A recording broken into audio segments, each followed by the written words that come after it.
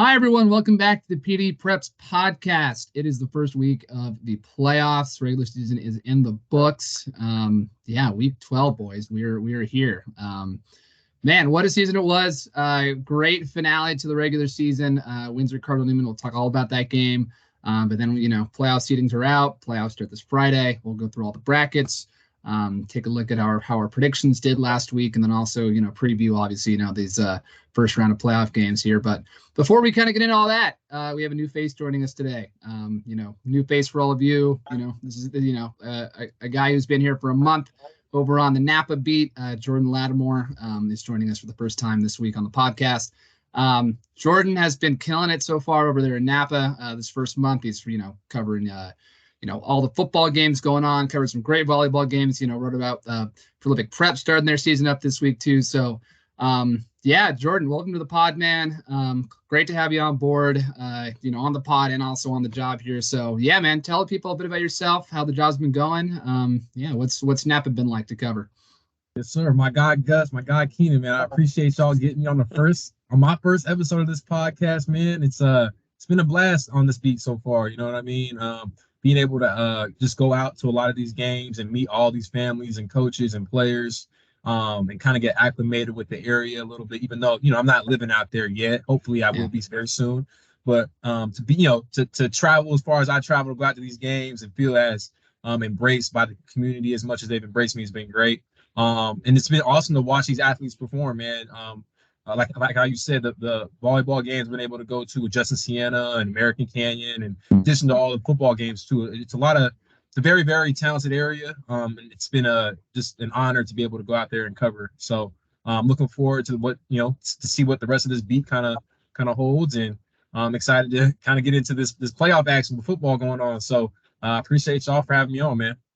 Absolutely, man. Well, and a couple of quick things too. So, Jordan's been on the job for about a month, but we kind of let him get his feet wet a bit, getting a feel for the area. Didn't want to toss him onto the pod right to the wolves here with for as deep as we go. But Jordan, a bit more about yourself. You said that you're commuting in to cover Napa, but yeah, where'd you grow up? Tell people about your background.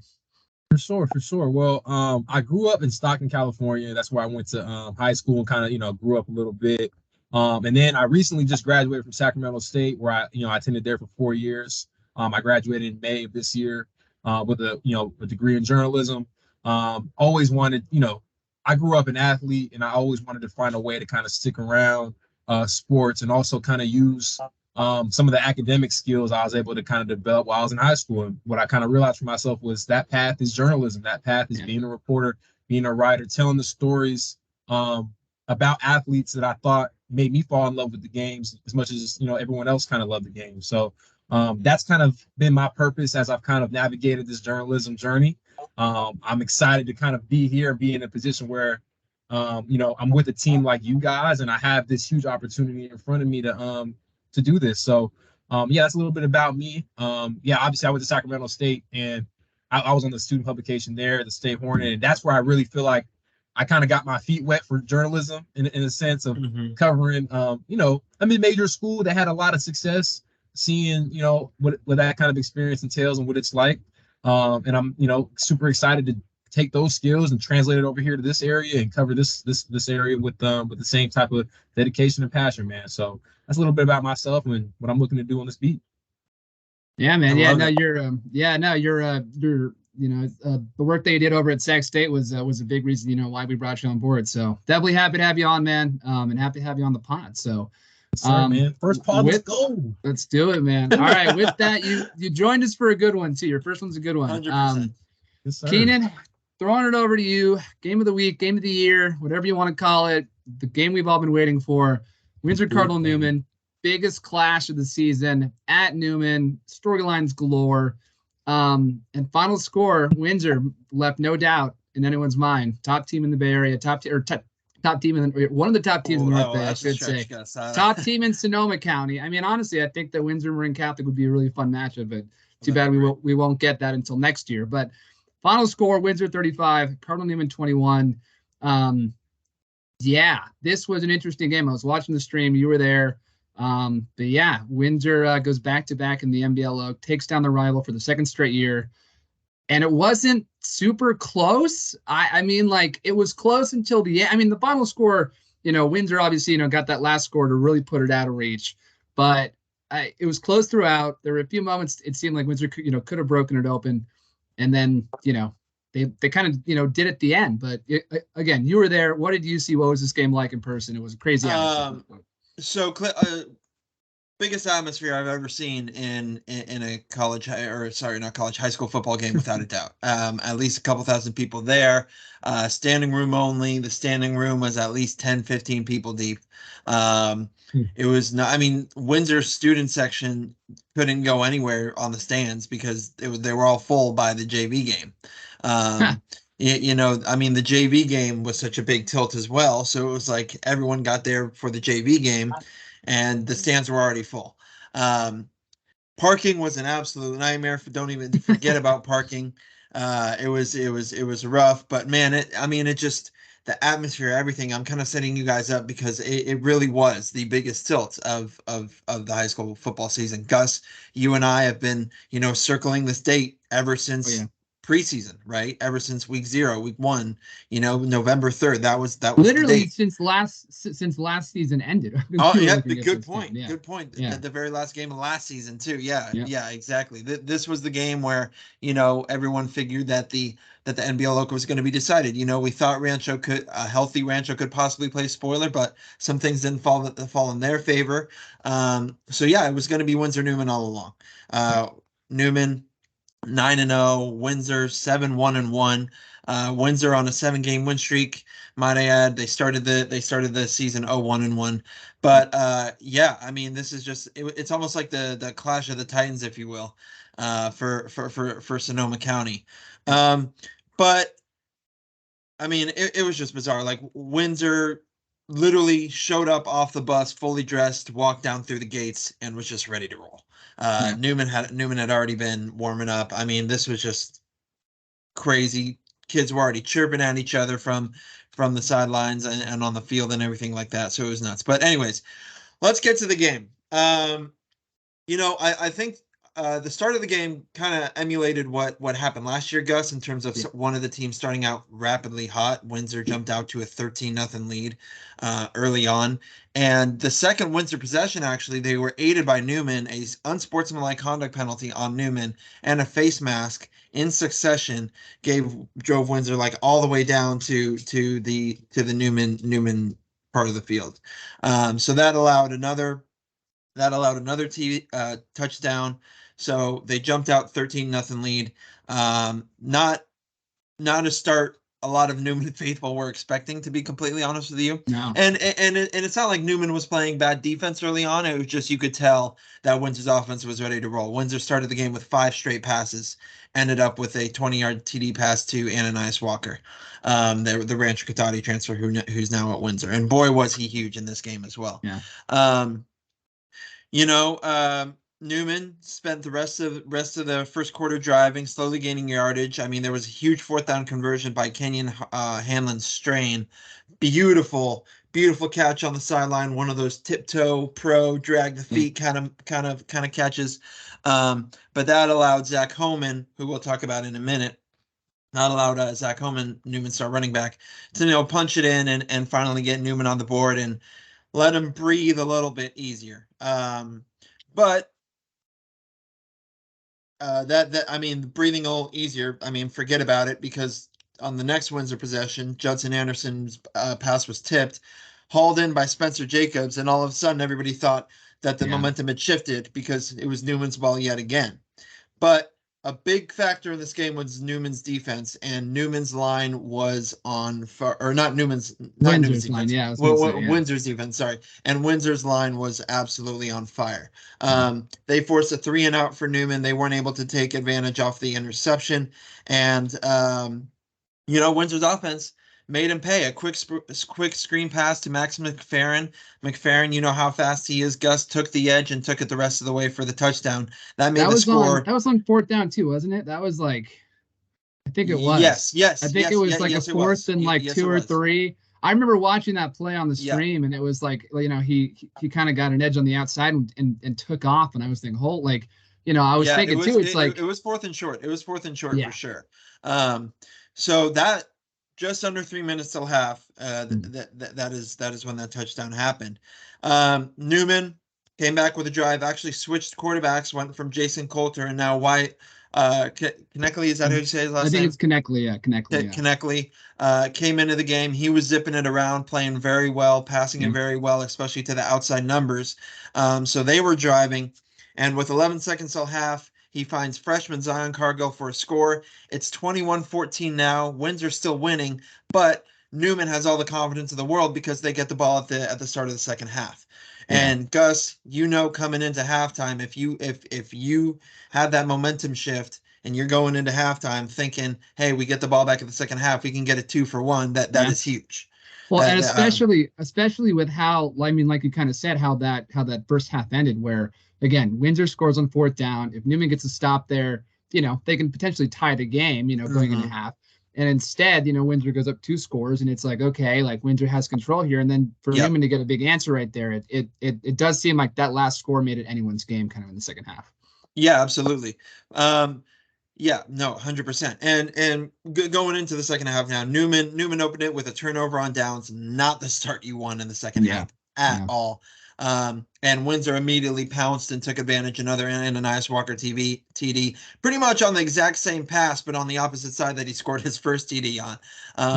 Just a nice little slant that he was able to mesh through Newman's defense. Next possession, Cardinal Newman had a punt. Luckily for them, they forced a Windsor fumble before Zach Homan scored again for his second score of the game. He would only have 2 touchdowns. The score is now 28-21 at the end of quarter 3. Again, so quick Gus. Thing. Oh, sorry. Go ahead. But I was going to say something quick about that turnover. Yeah, go ahead. Yeah. So again, Gus, I mean, still 1-score game at the end of the third quarter. So still. Not over by any stretch of the imagination, but go ahead. What were you going to say about that turnover? Well, I was going to say that the Windsor punt or the Windsor fumble that led to Newman's touchdown there, it was a bad snap. Newman, I believe it was Windsor had just gotten the ball back because Newman had to punt it, and so Newman had the ball back, up. What was it, 28-14 at that point? And it's late in the third, and so it's and so I mean I was thinking, I'm sure everyone else was thinking, okay, like. Windsor has the ball. Newman can't really slow him down. Newman's offense can't really do much. I'm like, a score here, this game's over kind of thing.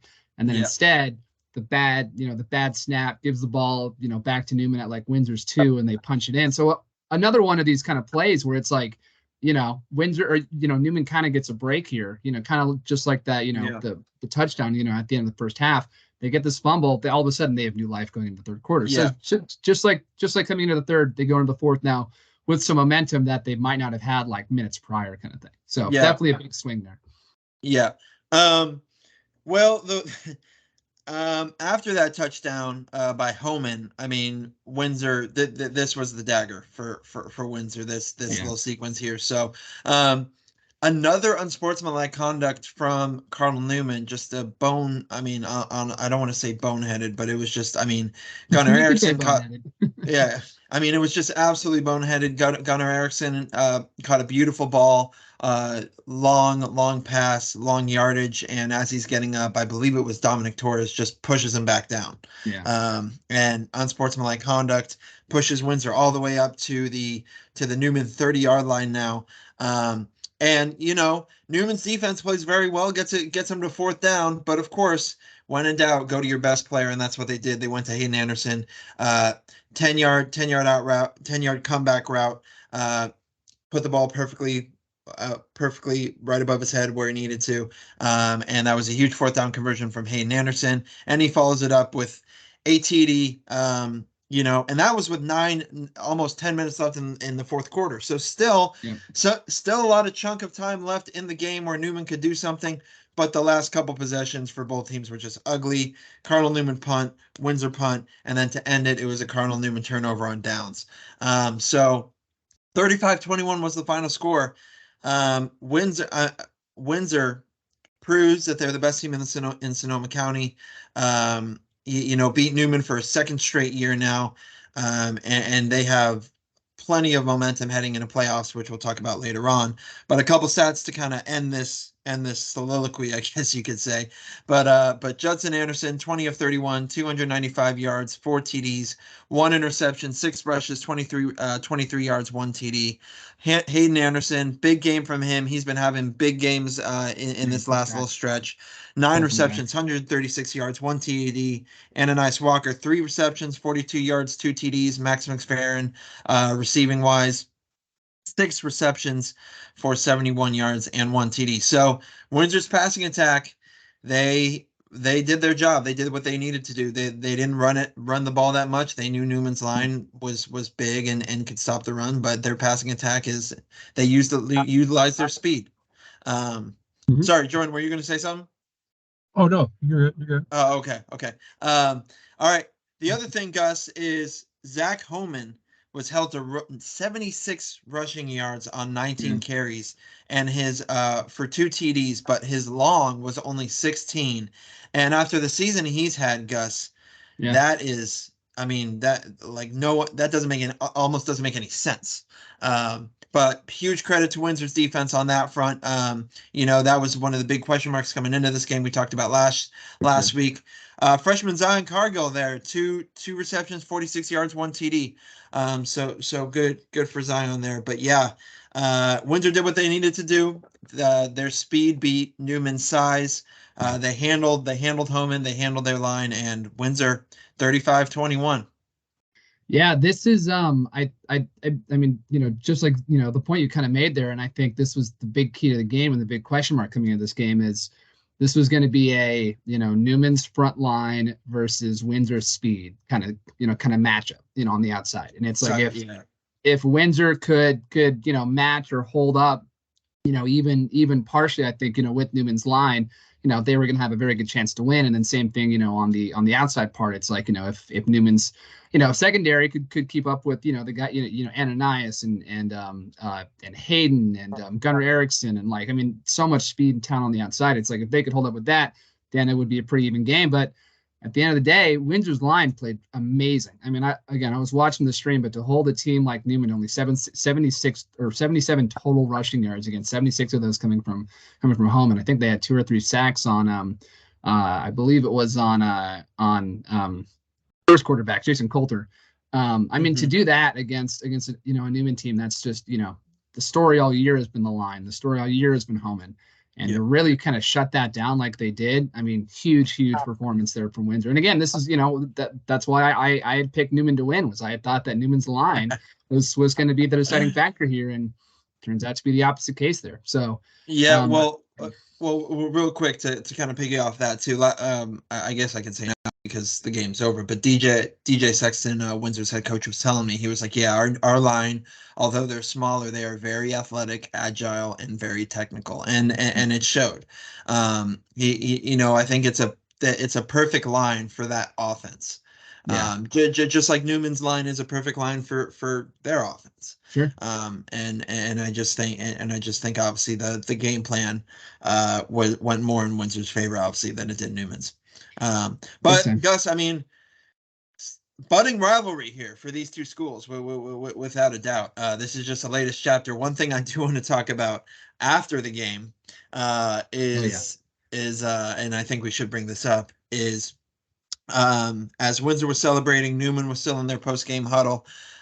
Senior Lonzo Arterberry led his team to midfield and did the Baker Mayfield a la Ohio State, try to plant the flag in the turf. I don't think he actually planted it in the turf, because it's very hard to plant it in the turf, but he slammed it on the turf.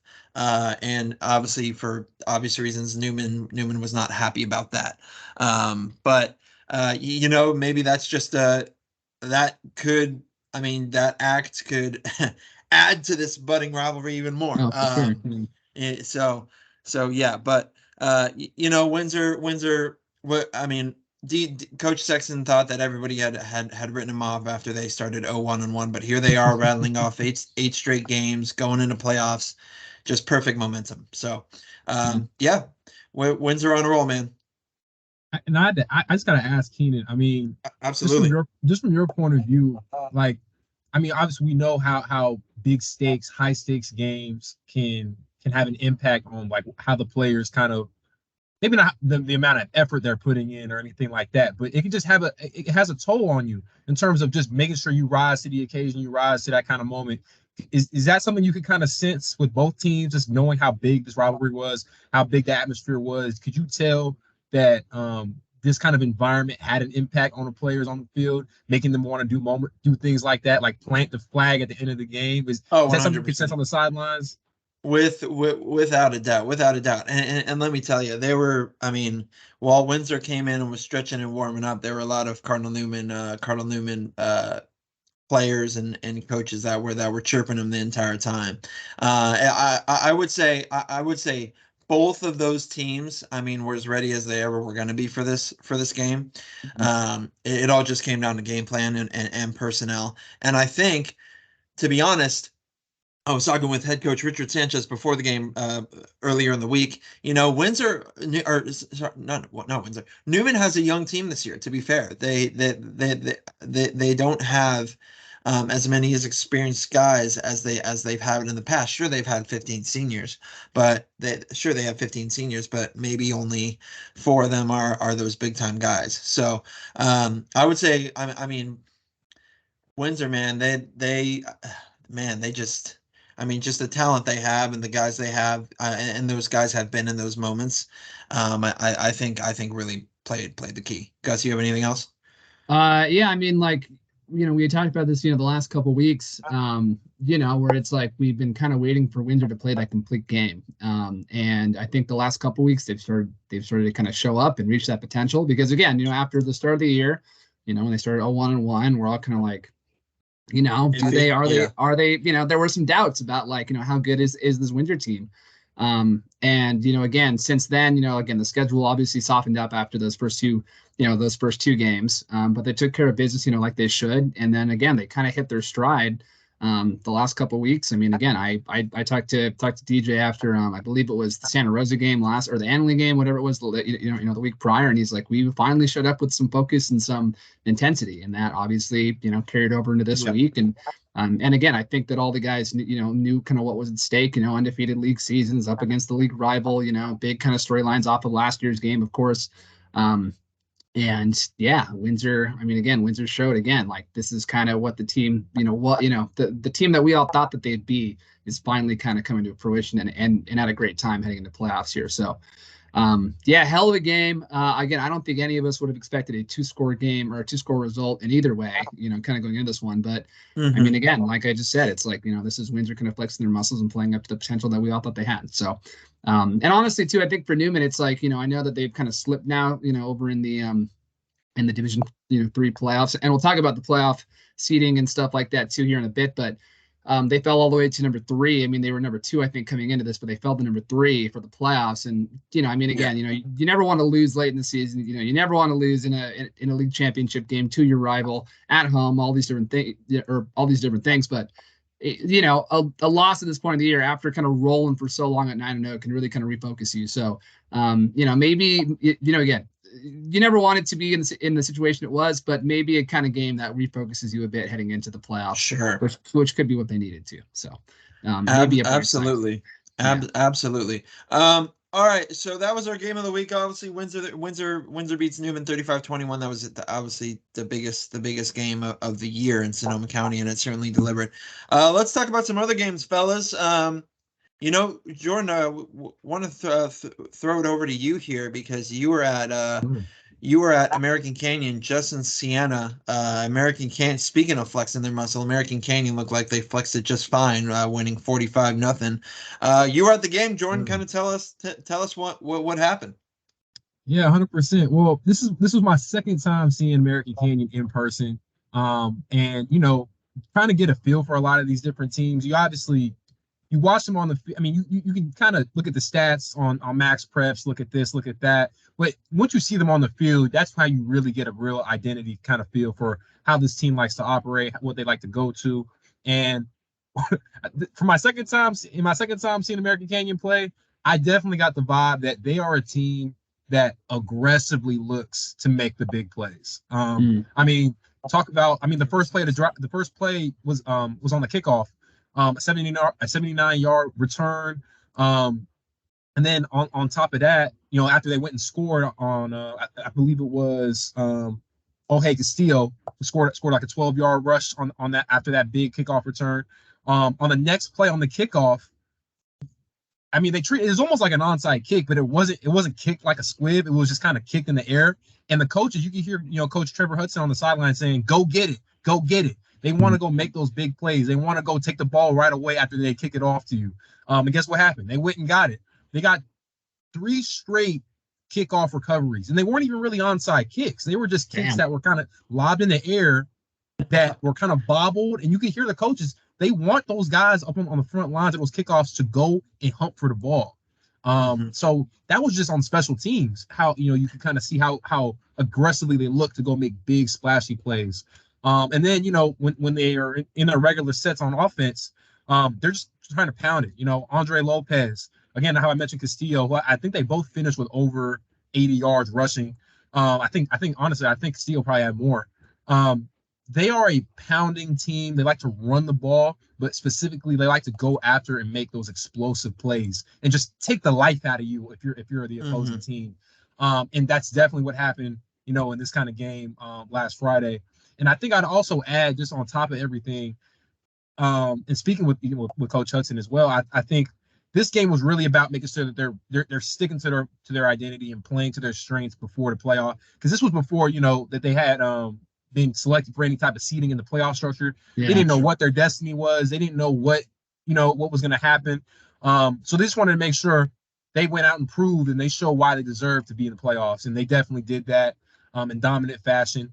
And I think it again, because the first time I'd seen them, it was much of the same. It was, look, we're going to kick you, we're going to punch you in the mouth. We're going to, on the kickoff, we're going to return it for 80 yards. We're going to try to score a touchdown on the kickoff. If we don't score a touchdown on the kickoff, we're going to try to score on the next play. Okay, and after we kick it off to you, we're going to try to take the ball back. It's this type of philosophy, I think, with any team creates a culture and creates a toughness that I think, as we head into playoff season, is definitely going to translate.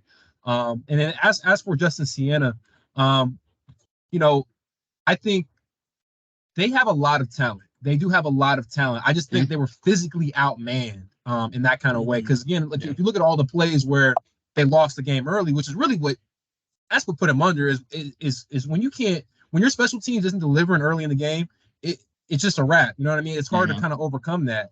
But throughout the game, they have a lot of talented guys on that team, especially a guy like Thomas Malloy. He was using the dual threat. He was used as a back. He was used as a receiver. Very talented guy. They have a really talented quarterback as well.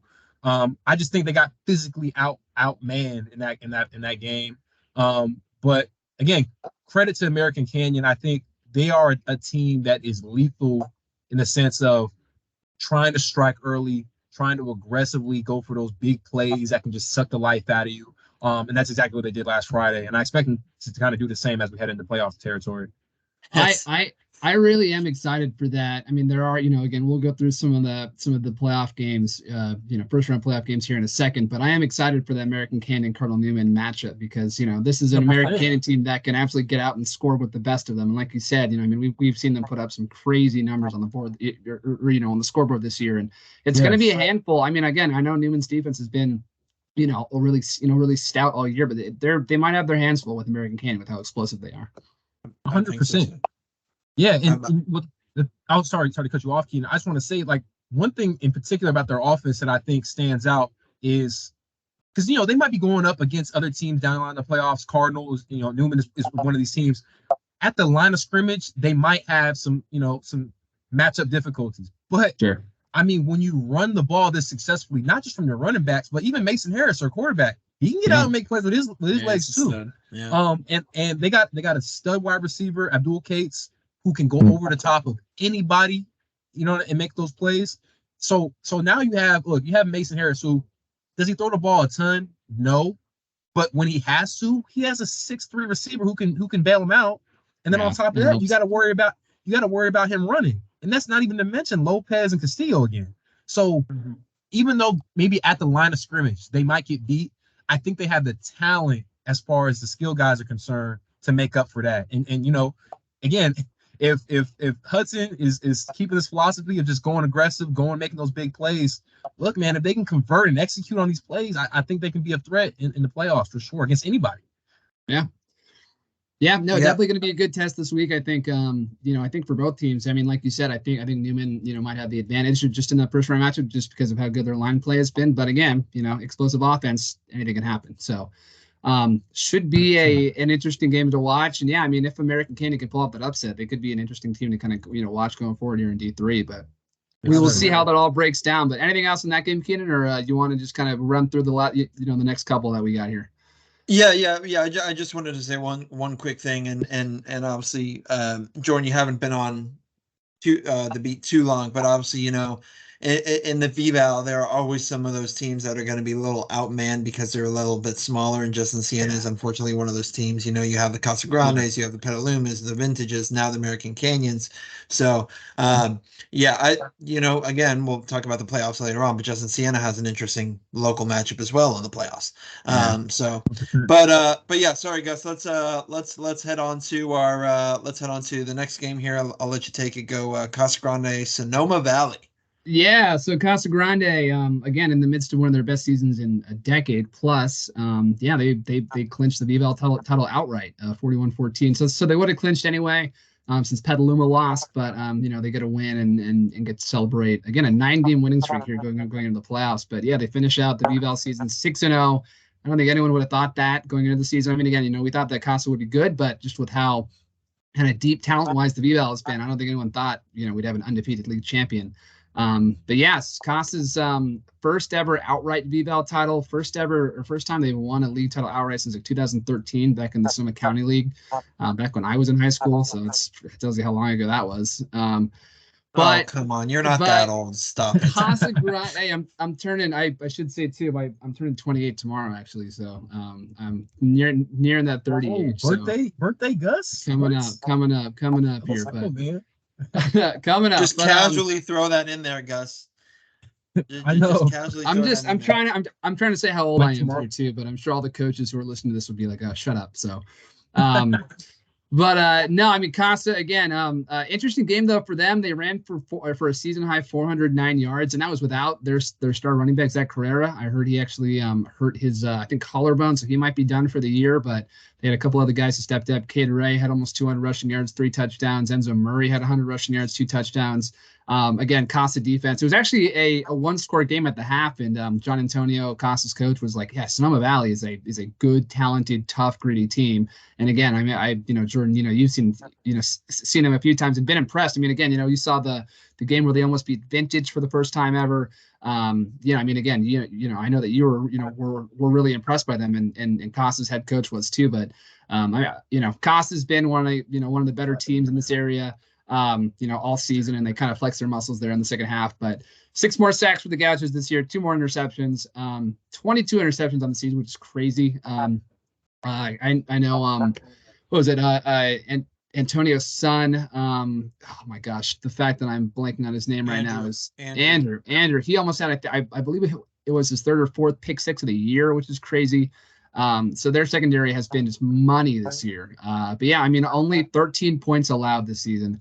In the regular season, heading into the postseason. So Casa Grande does it once again, with their defense, and they do it a little differently on offense this time with, hitting the ground running. So again, like I said, 9 straight wins for Casa heading into the postseason. The VL title now within hand, kind of playing with house money. I mean, obviously, they have a first round playoff game this week, and they'd like to win that and kind of go on. But I know that the goal this year, was to win VVAL, and they have that under their belt now. And now they're just kind of, seeing how far they can go. So great win for Casa. Great season for Casa too. But yeah, anything else in this game from you guys before we kind of move on?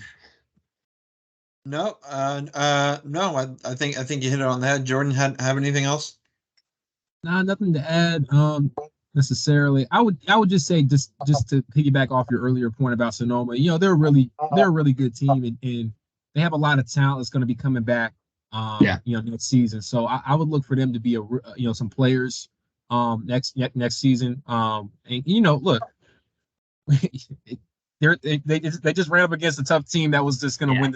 They won the league champs. They won the league title. So I mean, what else could you have really done? But Sonoma Valley is a really talented team, and I expect them to be back next year, be even better than they were. Yeah, me too. I love watching Hudson Giarita, their star junior wide receiver play. He's a beast, and all the coaches rave about him. So every game I've gone to, even the games that don't feature Sonoma, they like people mention Hudson's name. Like that guy's like probably the best players in the league. You know what I mean? So shout out to the glad he's getting his credit because he's very talented. All right, but moving on, a couple of the games we'll touch on here. But Vintage wraps up the regular season with a 42-21 win over Petaluma. Vintage 3 straight wins here heading into the postseason. They finish out in a 3-way tie for second place in the BVAL with Petaluma and American Canyon. It was all kind of Vintage early. I believe they had 3 early turnovers. Or they forced 3 early turnovers there, in the first quarter, ran out to a 21-0 lead, and then Petaluma was playing catch up the rest of the night and just didn't have the firepower or the horses to kind of keep up. Petaluma also, I think, is only playing with suiting up 20 players right now. Vintage is 50 or something like that. I also learned, this is crazy, but Petaluma star running back Chase Miller has been playing without vision in one of his eyes for the last month. He got a scratched cornea, I think 5 weeks ago, and he literally can't see out of one eye. So he's playing with one eyesight in one eye, which is nuts. So again, that just kind of shows you how banged up Petaluma is. I mean, they have their star running back is literally playing with 50% sight. So, but he has to play because they got no one else really. So, I know, pretty wild. But anyway, Petaluma again. I mean, this was kind of the story with them early in the season. It's if they could stay healthy. Depth is going to be a big thing. And of course, end of the year, depth is always, a question mark for a lot of teams, especially teams like Petaluma, where all the guys have to go 2 ways. And I think Petaluma is definitely banged up right now, and kind of same kind of stories last year, where, last year they started out super hot. Injuries kind of hit them, kind of limped a bit into the playoffs, and kind of a similar things happening here. So, we'll kind of see if they can, heal up this, this week. And I mean, again, the guys that they have are still very talented, but it's just hard to do it when all your guys are, 80, 75% banged up. Guys got a shoulder or a leg or an eyeball now, apparently. It's just tough to compete with some big teams, especially, when you fall down early. So Vintage kind of back on track, 341 rushing as a team, back to their bread and butter.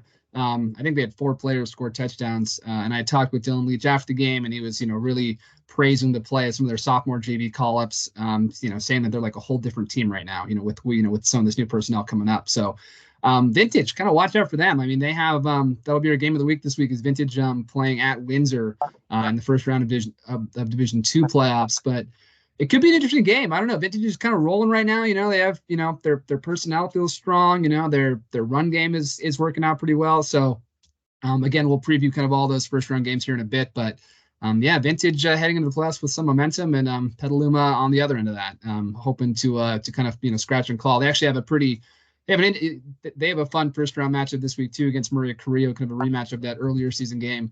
Where Carrillo kind of did what Vintage did it in this year, where Carrillo, raced out to a big lead, and then Petaluma couldn't keep up. So we'll see how Petaluma fares in that rematch. But Vintage, I mean, Jordan, again, you've seen them a few times, but what's been your kind of impression of Vintage seeing them this year?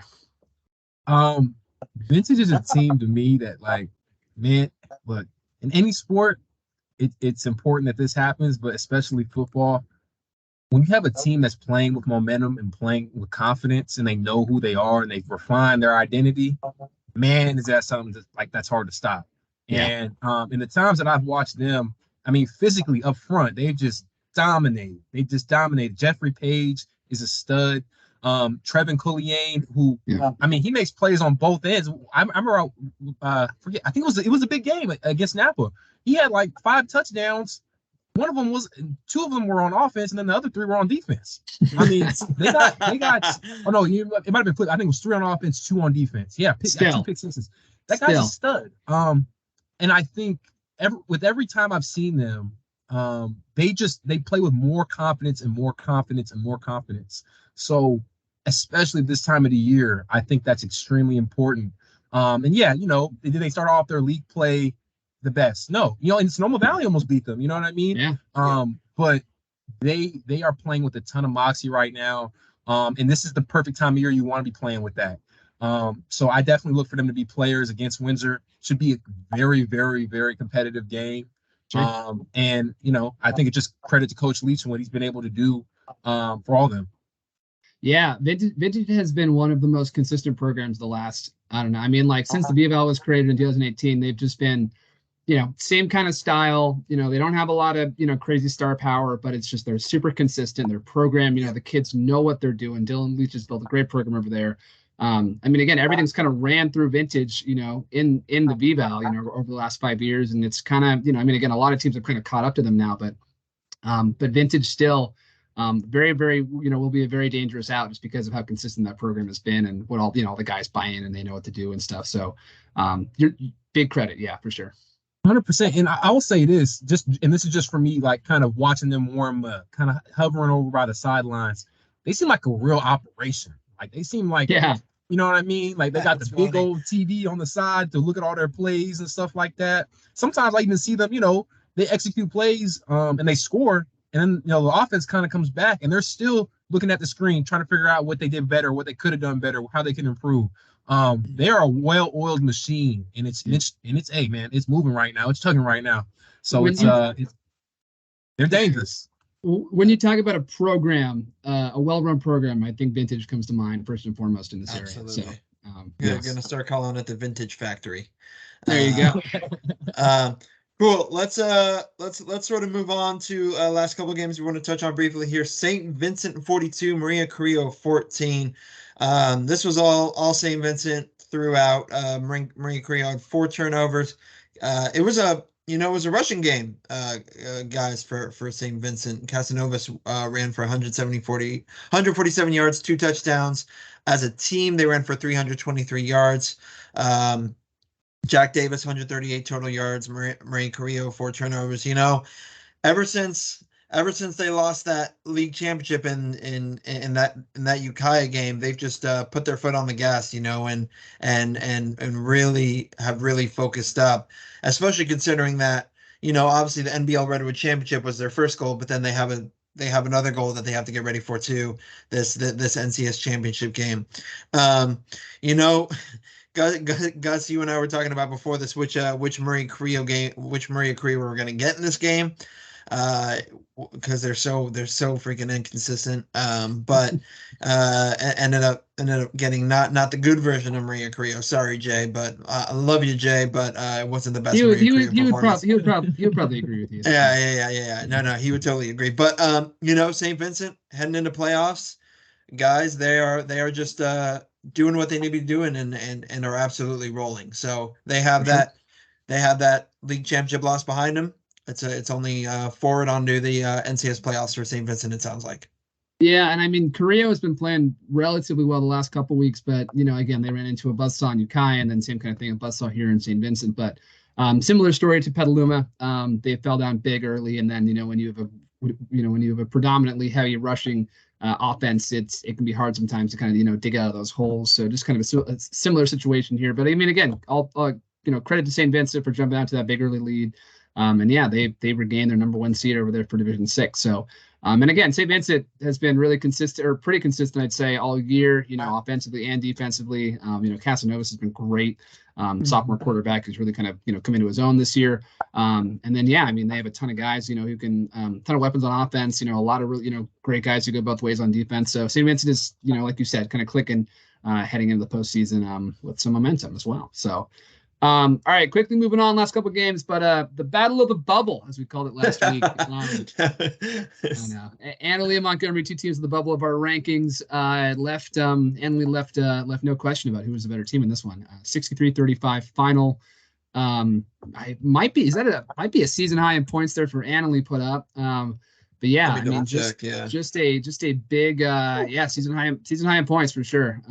Previous season high was 50. They scored against Elite from Vallejo. So, much better opponent too this time around. Much better opponent. So yeah, and again with that loss, Montgomery eliminated from the postseason play. Annalee, I believe they're the number 3 seed over in Division 5. So, I mean Logan Mitchell, their star wide receiver, who had missed. He actually had missed almost. I'm pretty sure this entire year, or a vast majority of this year. Came back and had 3 touchdowns in his, one of his first games back. So definitely a huge shot in the arm for Annalee going forward. Again, fantastic 2A player. Yeah, he's going to be definitely someone big to watch. He had a kickoff return touchdown, 2 receiving touchdowns. Definitely, a strong swing for him. Annalee again also had 3 turnovers on defense. So, yeah, Annalee. I mean, kind of a team that's flown a bit under the radar this year, I'd say. They, finished the year 6-4 overall. They weren't really a big competitor in the Oak, and that wasn't really to be expected. But come playoff time for Division 5, I mean, again, like I said, they're the number 3 seed over in D5. They have a pretty dynamic offense. I mean, Ben Stewart's been really good. Now that Logan Mitchell's back, like that should be a big shot in the arm for them. Quinn Roan has been a big two-way player. So, and also going through their schedule too, it's like the only 4 teams they've lost to this year are Petaluma, Windsor, Rancho, and Newman. So 3 of those teams are, perennial top 4 teams in the county this year. Yes. I know. And Petaluma, I think when they lost at the time, I think Petaluma was kind of hitting their hot streak and starting to, absolutely, I think it was like kind of like the upswing for Petaluma early in the season. So, yeah, I mean, I think for as much credit as we've given kind of the top 7, 8, 9 teams, whatever, I mean, Annalee has certainly kind of been in that conversation, just kind of sitting just below the surface. And now they're really kind of starting to hit their groove kind of going here in the postseason. So, and again, as the 3 seed, they're going to have a first round home playoff game. Depending on how all the matchups go, they could have two home playoff games. So, definitely a great way to end the season for Annalee. But yeah, I mean, Annalee kind of coming on strong here to close things out. Anything on that before we get into our last couple games here, and anything or no? Yeah, and real quick, and again, I mean, we'll talk about playoffs in a minute here, but that result could have definitely propelled them even higher than they ended up finishing in Division 4. I want to say, I think it was Division 4 or 5. For Creo or sorry? No, for Annalee. Oh, they're Division 5. Yeah, Division 5. Obviously, we're not going to spoil too much, but yeah, I mean. Man, that's a pretty big statement. I'll say, especially when your 4 losses are to very high quality programs around the area. But yeah, let's kind of finish it off here. Last couple games: Rancho Cotati 42, Santa Rosa nothing. Expected Rancho Cotati to win pretty big here, but this is exactly what Rancho needed heading into the postseason. Final 2-game stretch, where they just left no doubt. And it was really a stretch for them to kind of get healthy again heading into playoffs for sure, because they've been banged up all year long, which in a result has been not the usual Rancher that we've seen, that we haven't seen recently. But Tupoto Hale obviously going down early and now being out for an extended period of time, that definitely hurt him. But Gio Ortiz has been a shot in the arm on that running back position. 21 carries, 153 yards, 3 TDs rushing. The other Giovanni Martinez, also had a rushing TD. And, Pruitt, 73 rushing yards, 2 TDs. So I think the key here, and I'm not sure how healthy Pruitt is now, but if you're the Cougars, perhaps the key would be, how do you be effective while keeping the ball out of Pruitt's hands as much as possible so he doesn't have that risk of re-injuring himself or anything like that? Obviously, tough test opening up this playoff campaign. But Rancho Cotati 42, Santa Rosa nothing. Rancho Cotati has some good momentum heading into the playoffs. Yep, not a whole lot much more to add to that, but yeah, I mean, Rancho again getting 2 big wins last week. They beat up on Montgomery this week. They beat up on Santa Rosa. So I mean, again, coming into this final home stretch here at 4-4 overall, maybe not what we expected. Kind of has been a challenging, one of the more challenging years for Rancho in recent memory. But again, I think that they're kind of hitting a good little peak here heading into the postseason. But yeah, Jordan, did you want to add something here? No. Oh, okay, sorry. You had the look on your face of like, no, I got it. Hold on a minute. Don't break it down for me, man. I'm listening in. It's all good. All right, cool. All right, last game here. Just a quick shout out to some small school action. But Rosen University Prep 50, Laytonville 18. RUP finishes out the year 10-0 overall, undefeated season. Undefeated regular season, I should say, but kind of a wild accomplishment. Again, we keep talking about these guys, but this is a program that's only had, or a school that's only had a program for like 5 years. Last year, they make the playoffs for the first time in program history. This year, undefeated, number 1 overall seed. number 1 overall seed in the NCS 8-person Division II playoffs coming up, so they should have a very good chance to win a section title again in their 5th ever year. That's insane. Of existent. Pretty cool for that program. Also a program too that at the start of the year, I think they lost like 3 or 4 starters to transfers because they were like, oh, I'm going to go transfer and play at a bigger school, play football, and I know that head UP or that our RUP head coach DeJuan Miggins was like, man, I gotta kind of rebuild some things here, but man, they've been even better this year. So great game here from Nolan or from Noah Rowland. He had 3 touchdowns. Hector Marufo had 2 touchdowns. Edgar Ordaz had a touchdown. So again, just a dominant season. They led 50-0 here in the first half, and then just coasted to the win. But yeah, I mean RUP 10-0 overall, 6-0 in league play, league champions for the 2nd straight year. Just a super fun story, and it will be fun to kind of see how what they do in the postseason here. So, great, love to see it there from RUP in a growing program like that. You know what I've said, Gus. You down with RUP? Yeah, you know me. I'm telling you, man. RUP, man. RUP, man. I love this. I love this story, and I love this team, man. It's so great to see even a school that may not have a lot of kids for 11-man football, but still be able to play football. Sure. Obviously, I went to an 8-man football school as well, so I understand it. But man, RUP firing on all cylinders, man. All right, fellas, shall we move on to our rankings for this week? These are our final regular season rankings, folks. Just to clarify for you here. Number 1, Windsor. Number 2, Cardinal Newman. Number 3, Casa Grande. Number 4, Rancho Cotati. Number 5, Ukiah. Number 6, St. Vincent. Sorry, Vintage takes that 7 spot. In the bubble, Petaluma, American Canyon, and Annalee. Annalee obviously winning the battle for the bubble, so they get that last bubble spot. But guys, looks like pretty self-explanatory changes here. Windsor takes that 1 spot from Cardinal Newman after that head-to-head matchup win. Casa, Rancho, and Ukiah all stay put. Vintage getting in there. They've been on a hot streak at the 7th spot. So anything to add to the rankings there, guys? I got a problem, man. I got a problem. Oh, here we go. I already know what it's going to be. It's going to be Vintage over American Canyon. What are we doing? What are we doing? Yeah. What? And I love Vintage. Like, I have no problem with them being there. Like, how is American Canyon going to be on the bubble?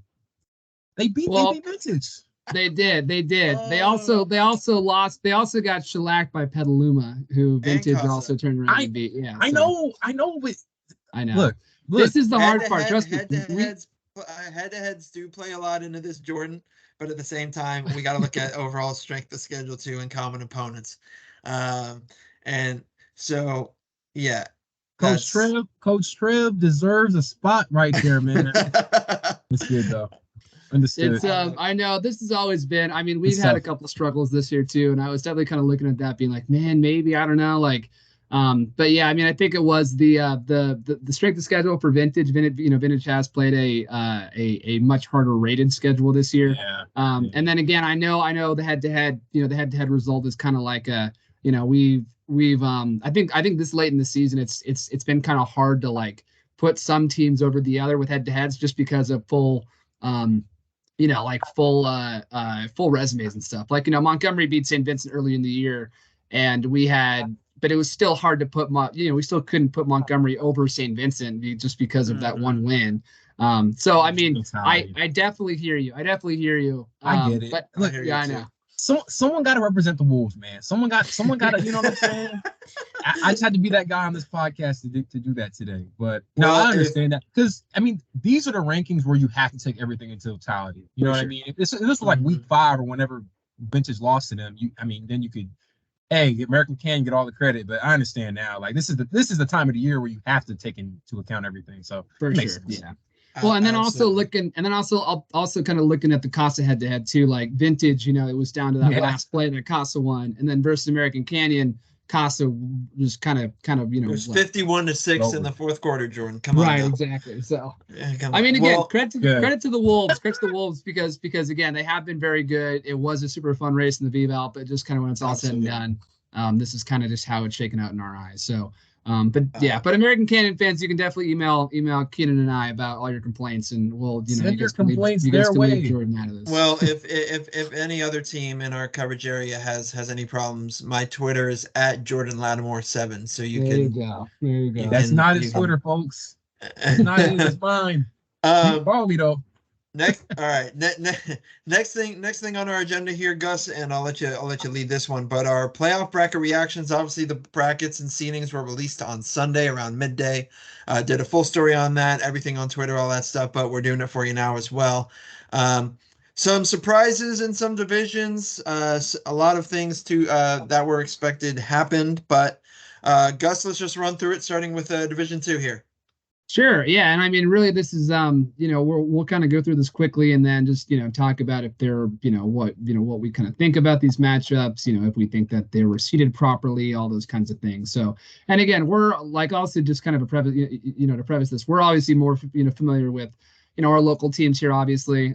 There's not there's obviously info, out there about, some of the East Bay teams and the Marin teams and such, but we're by no means expert in those regards. So, So again, we can, we're experts kind of on our area, but on the outside, we kind of have to do a bit of research and look into some of these teams. So that being said, we'll take a look at Division 2 first. So number 1 seed, no surprise, I'd say El Cerrito at number 1, playing Berkeley at number 8. 4-5 matchup is Redwood versus Heritage. I guess a little surprised that Rancho Cotati wasn't the 5 seed, but they do have that head-to-head loss against Redwood, so that probably played a factor in that. Number 2 seed is Windsor hosting Vintage, like we had talked about, and we'll talk a bit more about that matchup here in a bit.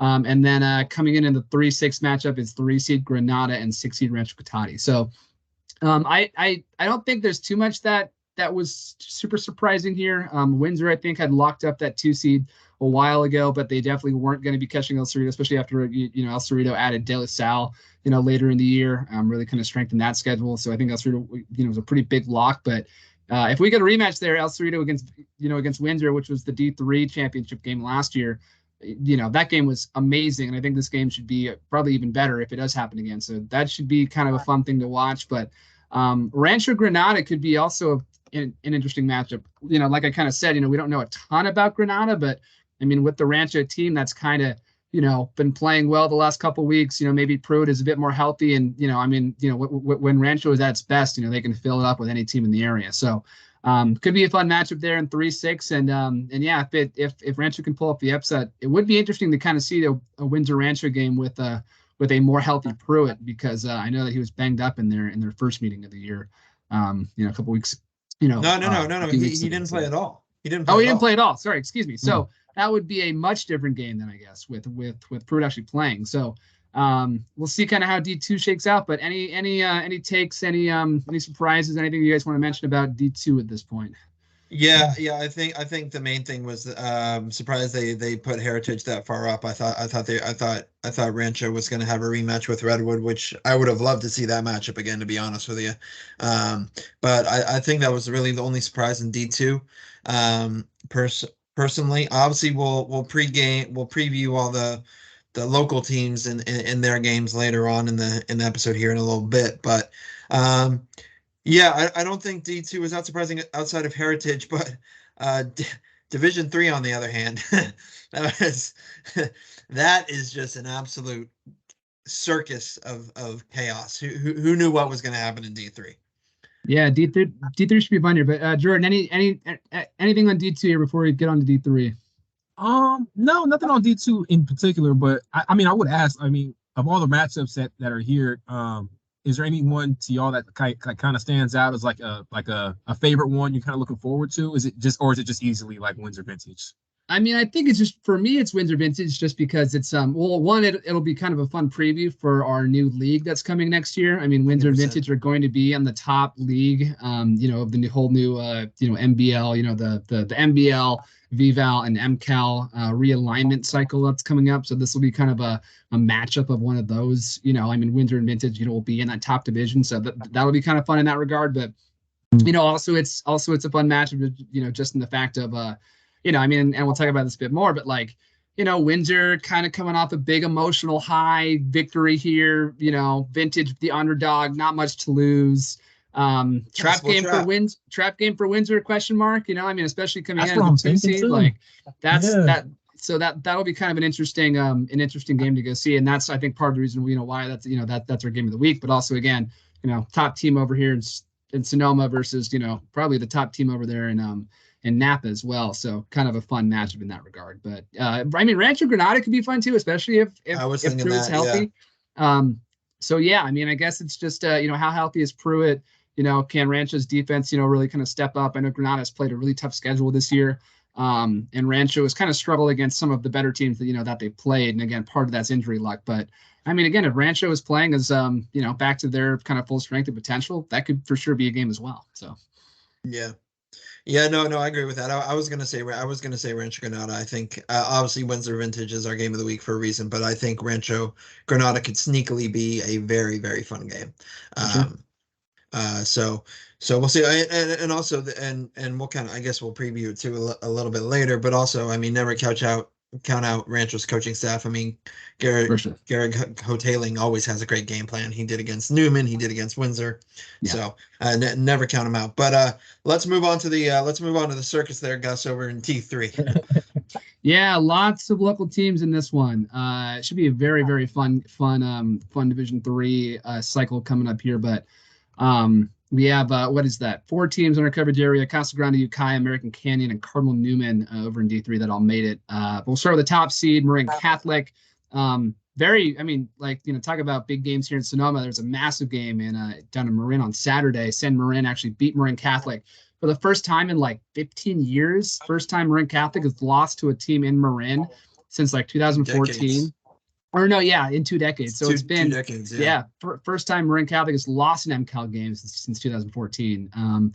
So again, for as big of a win as Windsor had on Friday, I think the win for San Marin over Marin Catholic might have been the biggest win in the North Bay, I'd say, this past weekend. But all that being said, Marin Catholic hangs on to the 1 seed in D3. They're hosting Bishop O'Dowd in that first game. I think they're hosting, actually. Now I'm saying that. But anyway, 1-8, Marin Catholic, Bishop O'Dowd. Marin Catholic whooped O'Dowd, I think, by 55 earlier this year. So I don't think that should be much of a contest. But down in the latter half of the bracket, very interesting matchups. 4 Casa Grande is hosting 5 Tamalpais. We'll preview that game here in a bit. That should be a super fun game. 2 Las Lomas is traveling up to Ukiah, who is the 7 seed. And the 2-7 matchup, Ukiah again hosting that game because they won the MBL Redwood. Las Lomas came on super strong to end this year, and they actually jumped Cardinal Newman. Cardinal Newman is finished the year out as the number 2 ranked team over in Division 3, but because Las Lomas had a head-to-head win over Campo Lindo 2 weeks ago, they get that they earn the number 2 seed. So definitely a solid finish for Las Lomas, which could be again a very, very challenging matchup for Cardinal Newman in the second round if those teams advance. But Cardinal Newman drafted 3, and they will host American Canyon in the first round. And again, we kind of talked about that a bit, but those 3 games: Casa Tamalpais, Las Lomas, Ukiah, Cardinal Newman, American Canyon. All 3 of those, I think, should be super, super interesting and fun games. I guess we'll start with Newman dropping to 3. Surprised at all? That was kind of it was kind of looking like Marin Catholic, Newman is the 1-2 seeds over in Division 3 all year. And yeah, again, Las Lomas, credit to them coming on strong, but surprised Newman dropped to 3, expected. I don't know. What do we think about that? Well, I think this just proved how monumental that Windsor loss was for Newman, because I think to be honest, I think Newman's strength of schedule wasn't as strong, not nearly anywhere as strong as Las Lomas's was. Las Lomas ended the year beating the number 1 team in Division 5, I think, Miramonte, in the last game of the season. Las Lomas's resume just speaks for itself, and I don't think in any way, shape, or form Cardinal Newman's schedule, apart from maybe Windsor, Rancho, Casa Grande, really stacks up to that.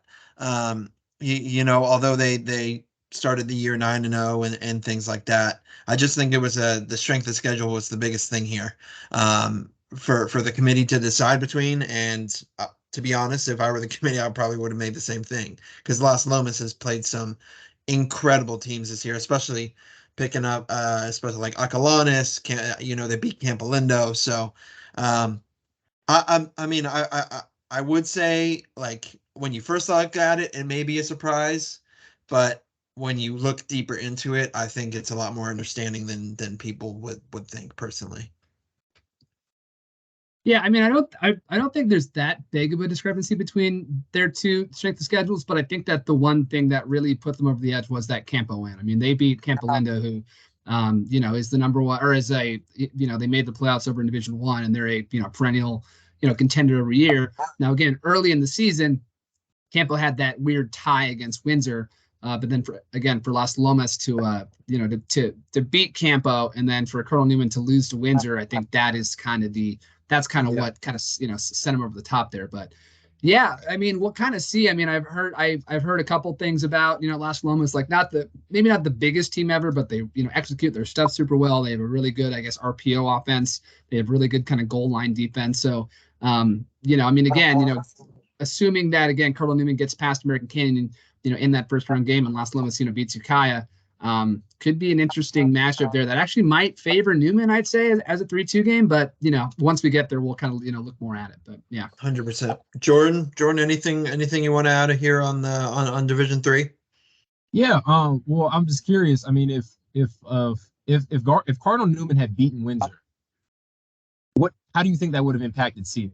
I definitely thought about this for a bit, but it also definitely mattered. And convincingly, like if they beat them, I don't know. I'm just curious how much you think that win kind of shifted the dynamic with them in their seed. It would have been different because I mean again, so because we also need to consider what would have happened in San Marin Catholic. So let's say if Newman had beaten Windsor convincingly, but Marin Catholic had beaten San Marin, Marin Catholic still hangs on to that 1 seed, I think. I agree. If San Marin beat Marin Catholic, which happened, and then Newman beat Windsor convincingly, I think that was kind of the question mark, is like, would that be enough to give Newman the number 1 seed? And I kind of think it would have been. Marin Catholic, San Marin, credit to them, they're a fantastic team, back-to-back state title winner, but they are still in Division 4. Windsor is the number 2, team in Division 2, and those kind of things matter when it comes, when the committee is taking a look at these things. So I think if Newman had ended the year 10-0 with a convincing win over Windsor, which is again a top 2 team in Division 2, I think that probably would have given them enough to get in over Marin Catholic. Now, none of that, of course, played out how it did, but yeah, I still do think that, again, looking at kind of the matchups and a brief look at Las Lomas, I think there's still a very good chance that we could still have a Marin Catholic Cardinal Newman rematch here for the Division 3 title, which I think it's been like 7 straight years. I think those two teams have played for a division title. So we could be heading for another awesome matchup in that. But sure. Yeah, I mean, anything on that too? I mean, I think that's kind of where how we both felt about that result and how things shook out. Yeah, absolutely. No. I think you spoke for both of us there.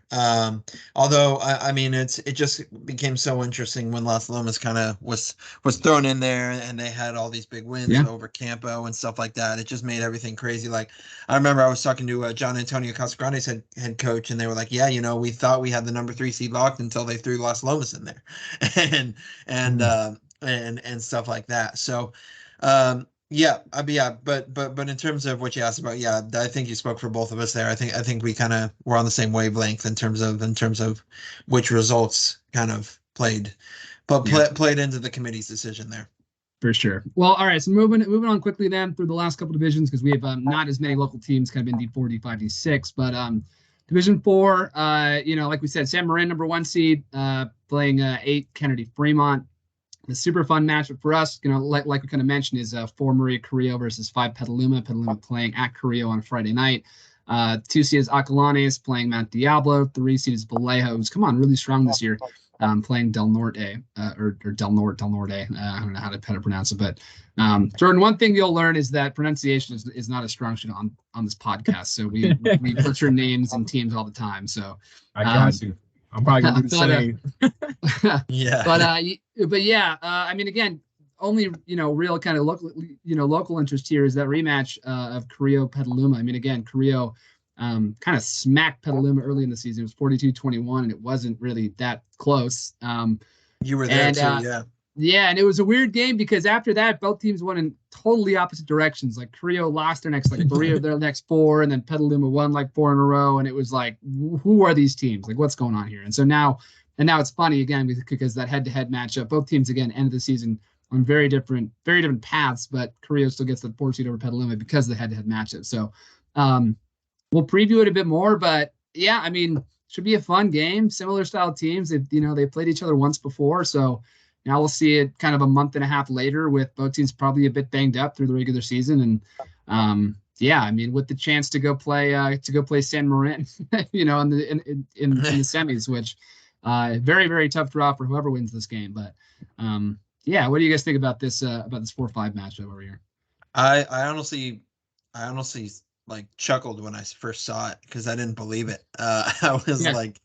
I was like, no way that the committee did this, put this rematch. I honestly really think it's interesting that Carrillo is that 4 spot. Maybe it really came down to that head to head.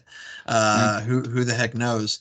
But I mean, I wouldn't be surprised if it comes down to San Marin Acalanes again. I know San Marin Acalanes played earlier in the season. I think it was one of the first 2 games, and San Marin came out in that one. But yeah, it's at Carrillo's place this time too, so that might play a factor. But I just think it was just like here we go again, kind of deal. But yeah, credit to both Carrillo and Petaluma though, making the playoffs and representing Division 4. Yep, no doubt. Anything on this one, Jordan, or quickly on the D5? I mean, what a crazy full circle matchup. I mean, just 2 teams that. I mean, if you had watched them play earlier, you would have thought their seasons would go in completely opposite directions in which they would have, or which they actually did, and now they're actually going to play each other again. It's just a pretty funny matchup. Yeah, no doubt. I know. I'd be a good one still. There were a couple of games that I thought that we kind of thought that the committee would line up. I had been talking about, I guess, jumping back to D3 real quick. I've been talking about a potential Newman Ukiah matchup, with Newman's old head coach Paul Cronin playing, facing off against his old team for the first time, and we could still get that. If Ukiah can pull the 7-2 upset, I think it might be pretty tough against a good Los Alamos team. But yeah, I mean, again, just one of those games that could have gone one way or the other. I feel like with the committee. So, all right, quickly on to Deep 5. Again, only one local matchup here, but. Top seed is Miramonte. I believe they won D5 last year. Or no, I think they were runner-up last year to San Marin in D5. Yeah, they were. 1 Miramonte, 8 San Rafael, 4 Alhambra versus 5 Piedmont, 2 St. Bernards against 7 Terra Linda, and then 3 Annalee versus 6 Justin Siena. We got a Sonoma Napa matchup here. An interesting. I mean, we've given Annalee some credit in this pod. They only 4 losses to some of the area's best teams this year. Yep. Justin Siena, I mean, again, I know that they didn't fare super well in VVAL play, but this is kind of the benefit of being a smaller a smaller division program playing in a really tough league. Is you get good strength of schedule, you can kind of get your wins out of the way in the preseason, and then you can just kind of get really battle tested here heading into playoffs. So. I think this could be a pretty interesting matchup. I mean, again, Jordan, you've seen Justin, I think once or twice already this year or something. So I don't know. What's your take on Justin this year? Look, man. They put up 63 points. They're coming off a 63-point game. Okay, the running backs are averaging over combined. Ben Stewart and Eddie Espinal are averaging over 103 yards per game combined. Okay, it's a tall task. Man, give me the Braves, man. Give me the Braves. Oh, we're doing the Thomas Malloy now, are we? Okay. Thomas Malloy. Look, Thomas Malloy is a stud, man. That guy's a baller. Okay, Dallas Longwood, their other receiver. Not only does he have possibly the best name in high school sports, but he's a baller. He can catch the ball. Look, to your point, Gus. This is the advantage of playing in VVAL. You're gonna play against a ton of teams that are really, really good. And it's going to battle test you and bring the best out of you. So that way, when you ride into the postseason, even if you're coming off a tough loss like an American Canyon, you've been here before. You know what I'm saying? Look, what's going to happen on Friday, I don't know. But I'm very confident Justin Siena is going to play with confidence. They're going to play like they've been here before because they have. So we'll see if things go their way and if they can execute down the stretch. But I like their odds. I do like their odds, and I think it's going to be a very compelling matchup, even though they got a lot to deal with in Annalise. So we'll see. We'll see how it goes. Yeah. Yeah. Sorry, guys. But yeah, kind of not talking about the matchup specifically, but in terms of where people were seated, Justin Siena's always had pretty good luck within playoffs when the playoffs come around. I mean, I know last year they were in D6, they're up in D5 this year, but I think Annalee did have a case, and for a while I think they were projected to be number 2 to get that number 2 seed, especially after St. Bernard's lost to Del Norte. Who's I think a division above, right? Yeah. Yeah, who's a division above. A lot of people thought that, Annalee could nab that 2 seed.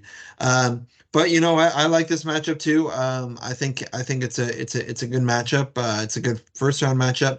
Obviously, I do think, to be honest with you, that it's one of those divisions where everyone's chasing Miramonte, because Miramonte is just unreal. And now that they don't have San Marin in their same division, I think it's everyone going to be chasing them. But yeah, I thought Annalee had a case for that 2 spot, but I'm sure they'll be happy. I'm sure Dan Rodin's going to be happy with that 3 seed too. Yeah, no, I think it could be a very interesting matchup. We are going to be covering that one. Are you going to be out there, Jordan, at that game? Or? Yeah, I'll be at the Justin Siena Annalee game. Yep. All right, yep. So I'll be there. Look at that. Jordan will have you all covered from that one. So, all right, moving on to D6 real quick. Again, only one local team here to shout out, and that is St. Vincent, earning the number 1 seed again. They were the number 1 seed last year, or the last 2 years, over in D7. Now up in D6, get the number 1 seed. They're playing. They're hosting 8 seed Kennedy Richmond in the first round on Saturday. 4-5 matchup is Fortuna and Middletown. I know that St. Vincent has a lot of respect for Fortuna, so.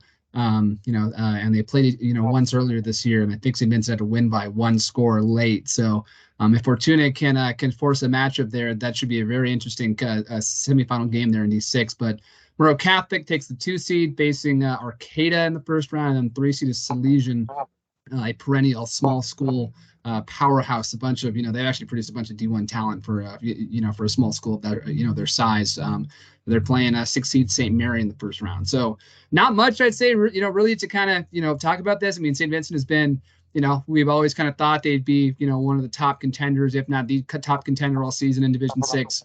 Moreau Catholic came on pretty strong there. I know that again the Fortuna win was hard fought, and that one could have gone either way. But I do think St. Vincent, is obviously, the team to beat here, but I don't think it's going to be as much of a cakewalk as it's been the last, I guess, 2 years ago when it was in Division 7. Obviously last year, St. Vincent falls as the top seed in that crazy shootout to Clear Lake. One of the most nuts games that we've ever had, in this area in a long time. But I mean, even still before that game, St. Vincent kind of rolled through all of the D7 opponents. So I think it might. I don't think St. Vincent is going to have as easy of a time doing that in Division 6 this year. I think that whichever team they play in the second round, Fortuna or Middletown, I think St. Vincent should easily take care of Kennedy Richmond in the first round. But that second round game could be a big test, and then whoever they play in the championship game, if it's Moreau or Salesian, even St. Mary's, I know could be pretty decent. So, yeah, definitely won't be as easy, I think, for St. Vincent this go around. But what do you guys think about St. Vincent in D6?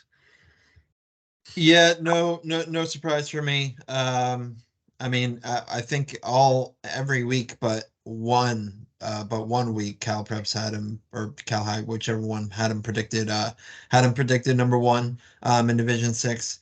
No surprise here for me. I think the games to watch out for are Salesian, St. Mary's, and Fortuna Middletown. Like you said, Gus, that could be a tough. Whoever comes out of that game. Two great programs, could be very tough, but also think Salesian St. Mary's could also be a fantastic game. Sure. But no surprise, after St. Vincent beat Marie Carrillo, they were very confident in locking up the number 1 seed, especially with the head-to-head Carrillo beating so-and-so, all this other stuff. So yeah, no surprise for me. Jordan, I know you haven't really followed St. Vincent a lot as much as we have, but yeah, this is just as expected, Gus. I'd say so.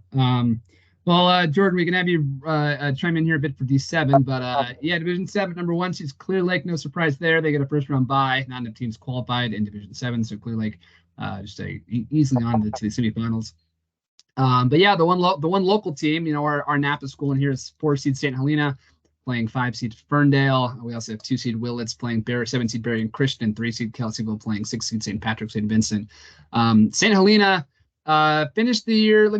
What were they? 5-5 to finish the year. They were kind of middle of the pack there over in the NCL 1. They had or 6-4 there overall. 6-4, yeah. Really great win to end the season against Kelseyville. Kelseyville played, or I think Kelseyville finished 2nd overall, I want to say, in the NCL 2, or no, they finished 4th overall. Wow. Shows how competitive that league was. But yeah, I mean, this St. Helena team kind of back to their bread and butter. Lots of, running, big, powerful, running attack. A lot of good weapons on that side of the ball. Not quite, again, this is, one of the teams, Ferndale, we're not quite sure much about what, who they are, what they're about. They play in up in the smaller league up in Humboldt. I mean, I think 4 of their wins came against they played McKinleyville twice. They played Hoopa Valley twice, both teams that did not make the playoffs. So not quite sure what to make of Ferndale, but I think St. Helena should set up here for a rematch against Clear Lake. But Clear Lake has been far and away the best team in Division 7 all year. They had one loss. They had one loss this season to and it was bizarre too. Who did they lose to? They lost 2 weeks ago for their first loss in 2 seasons in league play. Yeah, they lost to Kelseyville by 28, which is huge. And then Kelseyville still gets the 3 seed because they had 3 losses in league play. So it just kind of shows you how crazy the NCL 1 is. But I don't know. I do think, great, pretty solid year for St. Helena in what they kind of thought was going to be a rebuilding year, but they make the playoffs. They get a first round home game. But I think this is going to be a 3-team race, I'd say, between Clear Lake, Willits, and Kelseyville, because that's how it's kind of been all season. So yep. I don't know anything on, Jordan, I know you haven't gotten much up to St. Helena yet, but I don't know anything you've kind of seen about them, read about them. I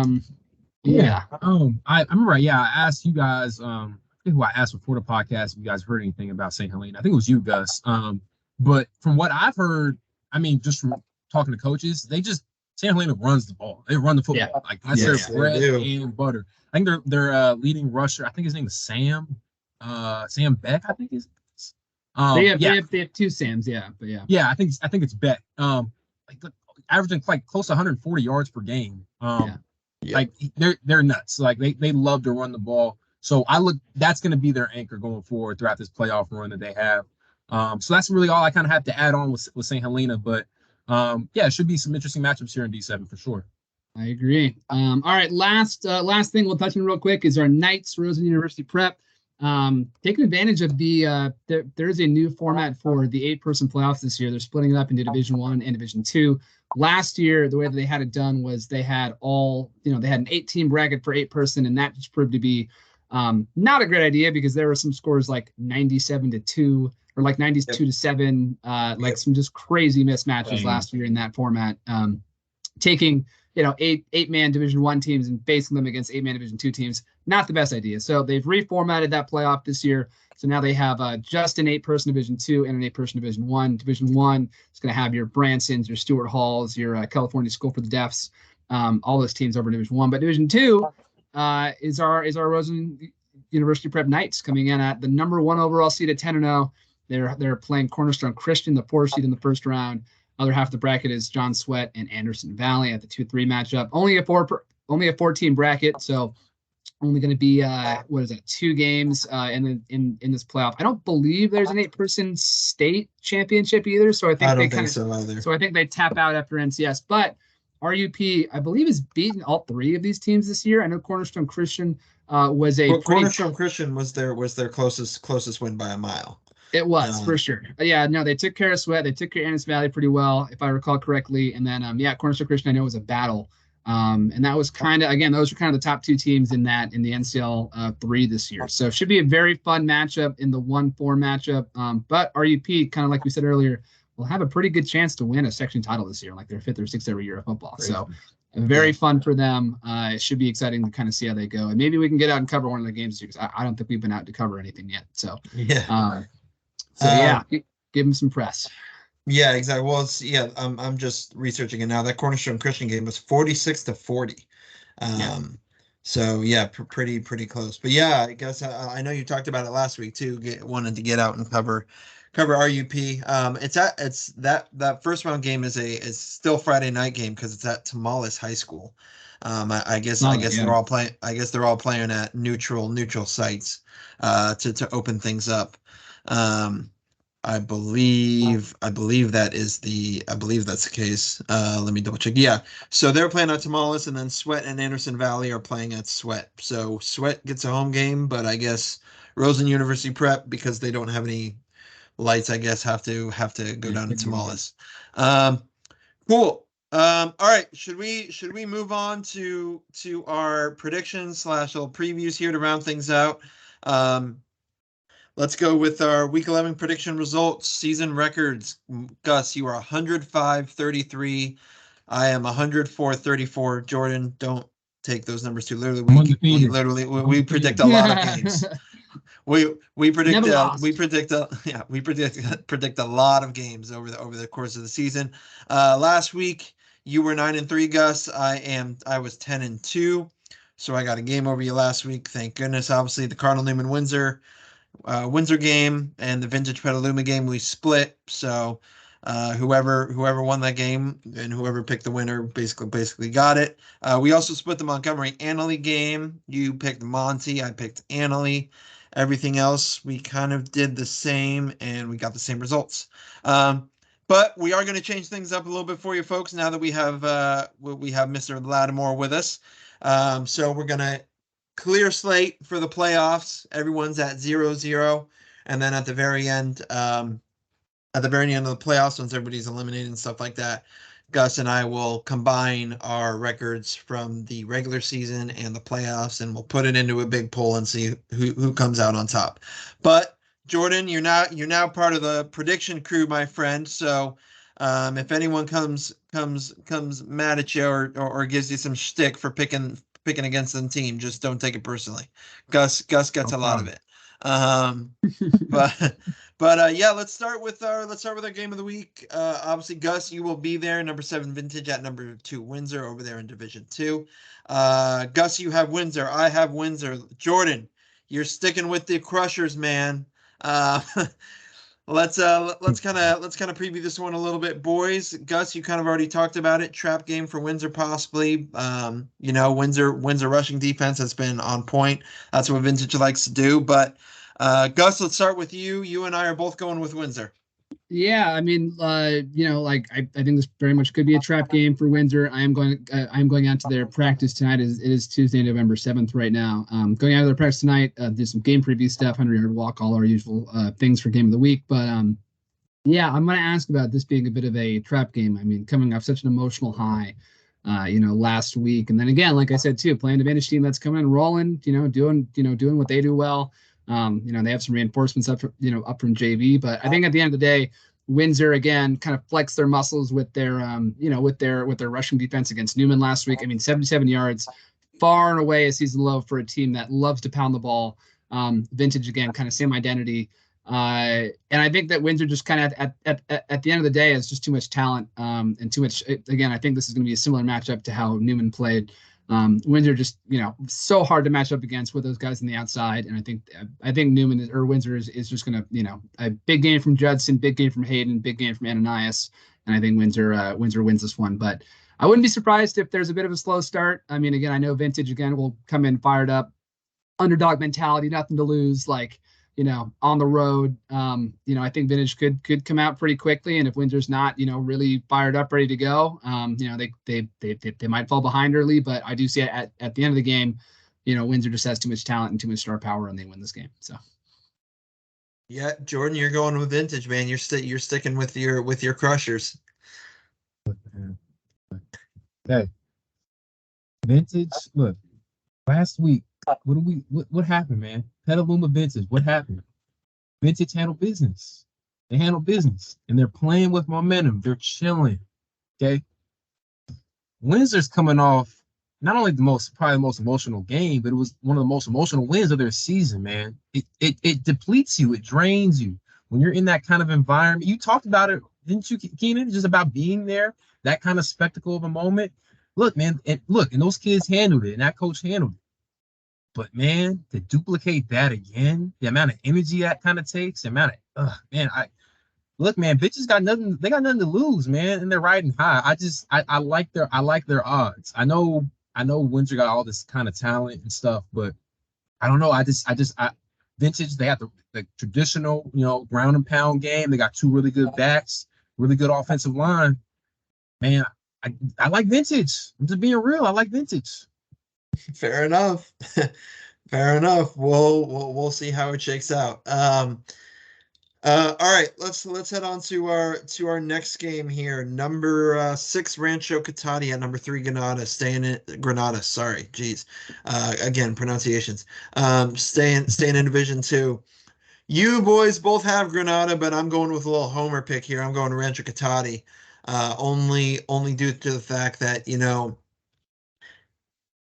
I mean, Jacob Pruitt is probably one of the best, if not the best athlete in Sonoma County this year. And no matter what game plan you have for him, he is going to be tough to stop. I understand Granada is the higher seed, but I think Rancho Cotati is a very, very dangerous 6th seed. So I would not be surprised if Rancho pulls a 6-3 upset here. Gus, I know you said you don't know much about Granada, but you're still going with Granada. Jordan, you're going with Granada as well. So I guess you boys can tell me why. Yeah, I mean, part of this for me is I kind of look at just, I mean, like you said too, we're not experts as far as Granada goes, but they do play in a pretty tough division over in the EB or the East Bay Valley League. They've had a pretty tough schedule. They've played some damn good teams, I will say, this year too, but a couple of their losses came against California from San Ramon, which is a very good Division I program. Amador Valley too, same thing. I mean, they got smacked against Amador Valley, but again, another very good Division I program. So 2 of their 3 losses have come against some of the best teams in the Bay Area this year.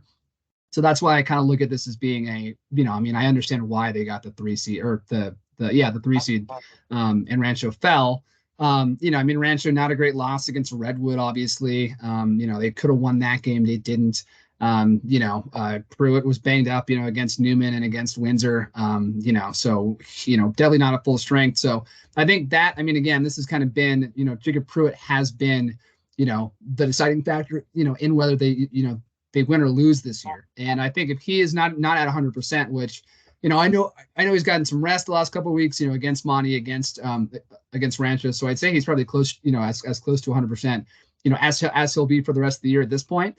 But I still think even if he's not at 100% and he's not maximizing, his speed and agility with his legs, this is going to be a very hard game, I think, for Rancho to win, especially on the road.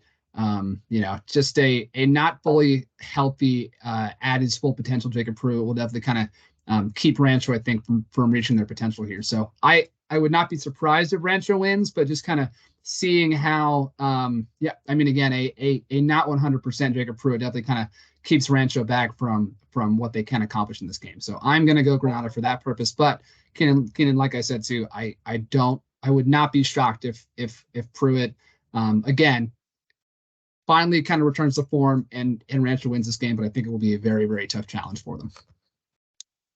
I'm not the biggest Granada expert either, but they played a very tough schedule and they're at home. I just think those 2 factors alone are just enough for me to confidently say it's going to be a tough challenge for Rancho, man. So yeah, give me Granada.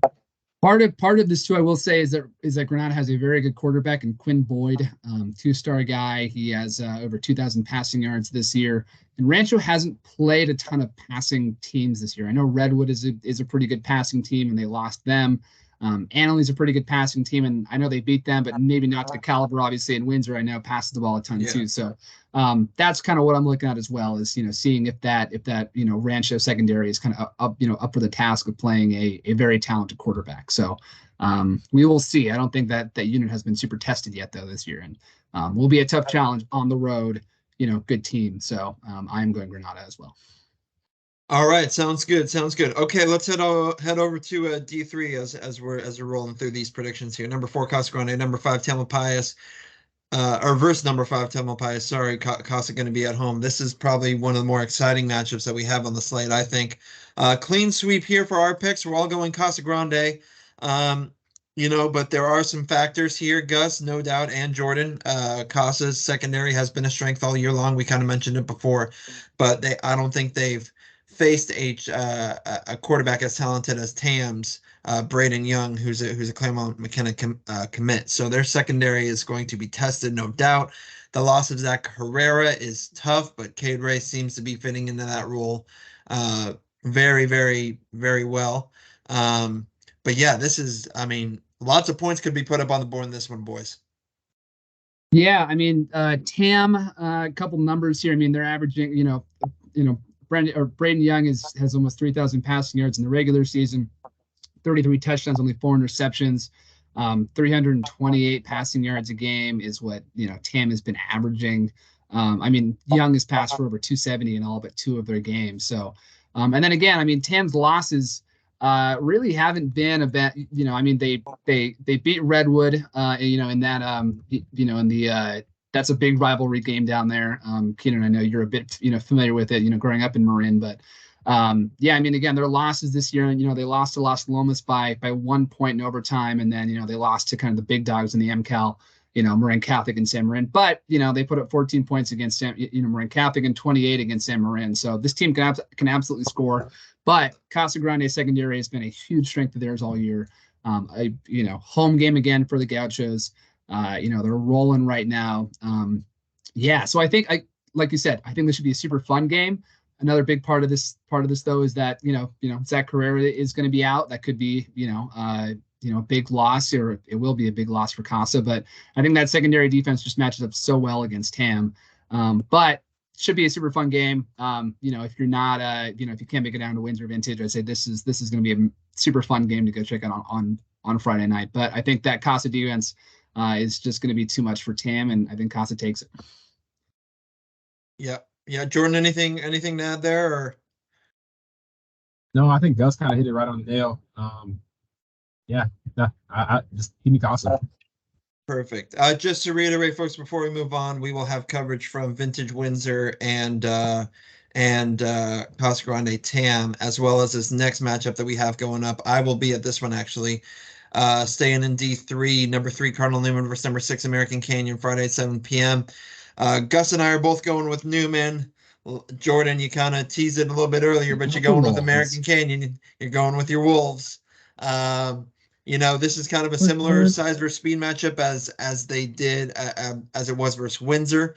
American Canyon's defense against those bigger, tougher, run-heavy teams is not the greatest, but they do have big bodies up front.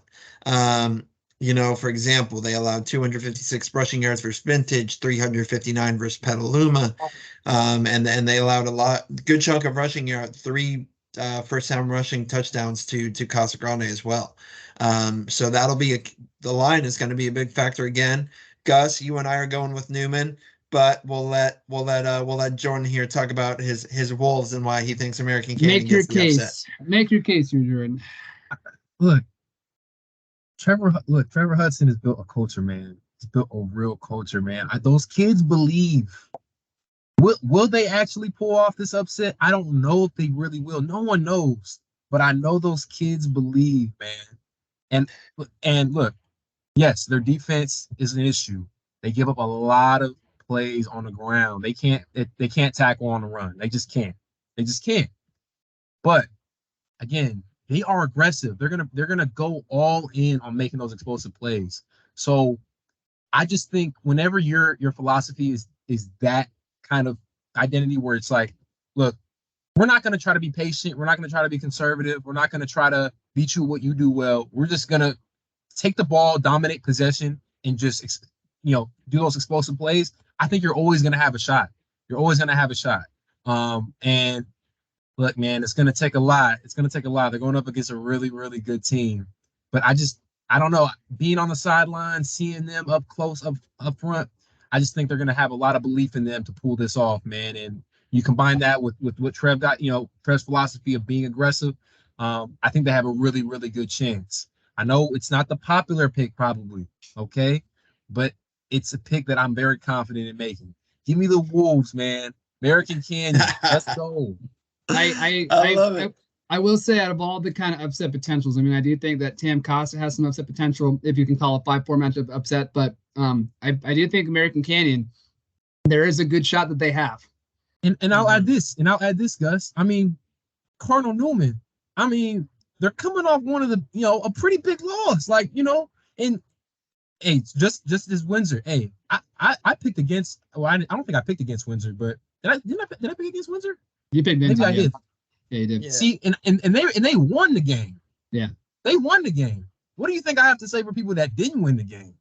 Oh, they exerted all that energy and they lost. Yeah. So they have used all this energy. They had to go through that entire big hyped up rivalry game, and then they lose. They're deflated. I don't know if I can buy into that team morale right now, especially with a hungry American Canyon team that just last Friday had to prove why they belong in this stage.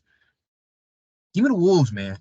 All right. Well, and so Keenan, you can answer this question too, but I know I think I saw on the Newman Windsor broadcast that Dak Holman, their star back, might have gotten a bit banged up and he came out of the game. Anything you can? I mean, was that true or was he? Yeah.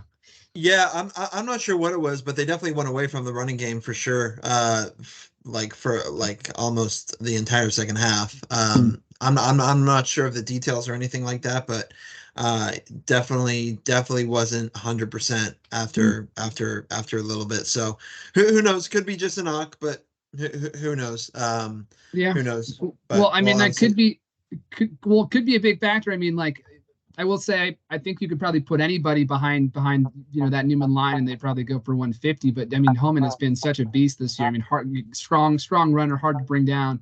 And again, I do think that Newman wins this game because of that line play and because American Canyon has been gashed in some regards like that. But this is a very similar matchup to last week. Against Windsor, where American Canyon has tons of athletes, so much speed on the outside, and we saw that Newman just couldn't really keep up with that. So I do think if American Canyon has a chance in this game, it's going to be because they can put up a ton of points. I don't know if they're going to be stopping Newman a whole lot, but that being said, explosive play potential could be a big factor in this game. And I don't know. And I want to ask you guys. I mean, do you think this is going to be a high scoring game? I don't know. I don't think it will, because I think okay. It definitely could be. It all depends on Newman's time of possession, I think, because if they score quickly and keep giving the ball back to American Canyon, then I think it's just going to be a shootout. But the key, I think, is going to be Newman's time of possession. If they can hold the ball, chunk it out, running, that's just my take. But Gus could have a different one. No, I agree with that too. I think I mean, again, that's kind of been Newman's like MO all year, is just pound the ball, control the ball, and then let the defense kind of cook. And but again, they haven't played many explosive offenses like American Canyons this year. I mean, they yeah, I mean, again, Windsor, I think, Windsor for sure is the most explosive offense I think we have. Rancho wasn't at 100%. Pruitt was banged up. They usually have have a pretty good offense. Vintage, I know, can put up points too, and Newman kind of struggled against Vintage for a half, and then they kind of had to rally and win that game. So yeah, I mean, teams that can put up points, especially with athletes and speed on the outside, could be a problem for Newman. But I just think that at the end of the day, their line play is so good that that's going to be a big deciding factor in this one. So yeah, I think I agree. I think it's going to come down to the time of possession, man. But look out for American Canyon to make plays on special teams. I'm telling you, on Webster verse, on kickoffs, like they're trying to take the ball back, and they're unapologetic about it. Give me the ball back. So if it comes down to that, that might be the thing that makes a difference in this game. For sure. Awesome. Cool. All right, let's head on here. D3 still number 7 Ukiah versus number 2 Las Lomas, Friday 7 p.m. Paul Cronin's Ukiah, they win their first league championship in forever, and what is their reward? They get the number 2 seed in the playoffs first round. We're all going Las Lomas here. Yeah, I'm not sure how much of a possibility is there for the 7-2 upset. I mean, I know Ukiah is at home. Las Lomas has to travel a long, long way. Up to Ukiah, but we're all going Las Lomas here. If you guys want to chime in on why, go ahead. I mean, I think the Ukiah story has been super fun this year. I mean, again, Paul Cronin's first year, leads them to the first, league title in 40 years. 7-3 overall. They beat St. Vincent. Just kind of a great year. Lots of young I mean, Bo David, it's, sophomore quarterback's been great. Amari Phillips Porter's been, really good. Shea Parrish. I mean, they have a ton of weapons on the outside, but Las Lomas team is just a different caliber opponent than who they faced this year. Las Lomas beat Campo. I mean, again, we keep mentioning it, but they beat Campo 45-42 2 weeks ago. And again, Campo is a top 7-8 team over up there in Division I. A perennial powerhouse, perennial really strong program. So, and then again, Ukiah played Windsor. Campo Lindo tied, and Windsor beat up on Ukiah pretty good. So just kind of looking at mutual opponents, I just think Las Lomas is a better team here. But you're right though, Keenan, going up and playing in Mendocino, it's a long trip. You gotta leave early in the day. Kind of a small, no offense to Ukiah, but not exactly like the East Bay, like palaces that they have down there for football stadiums, kind of a small grass field that they have in Ukiah. So will be definitely hostile territory for Las Lomas, but I think at the end of the day, they're just a better team than Ukiah. And I think that Las Lomas moves on. Yep, I think so as well. And Jordan, you have the same pick. All right, let's head to D4. Our lone matchup in D4, number 5 Petaluma, number 4 Maria Cree will also have coverage from this game. Friday 7 p.m. We're kind of splitting this one. You two boys are picking Petaluma. I'm picking Maria Creo. I think Maria Creo does it again. Petaluma's very banged up. And I think stylistically this matches up well for Carrillo, even though it is pretty similar. But I just think Carrillo is a little bit better in this regard, and they take the rematch. Is basically what I'm going to say. So yeah. I feel that kind of since that Carrillo Petaluma game, both teams went in very different directions. I think Petaluma, it was a kind of a wake up call for them, and they kicked into high gear. Beat American Canyon, beat Sonoma Valley, beat Justin, beat Napa, put up a ton of points.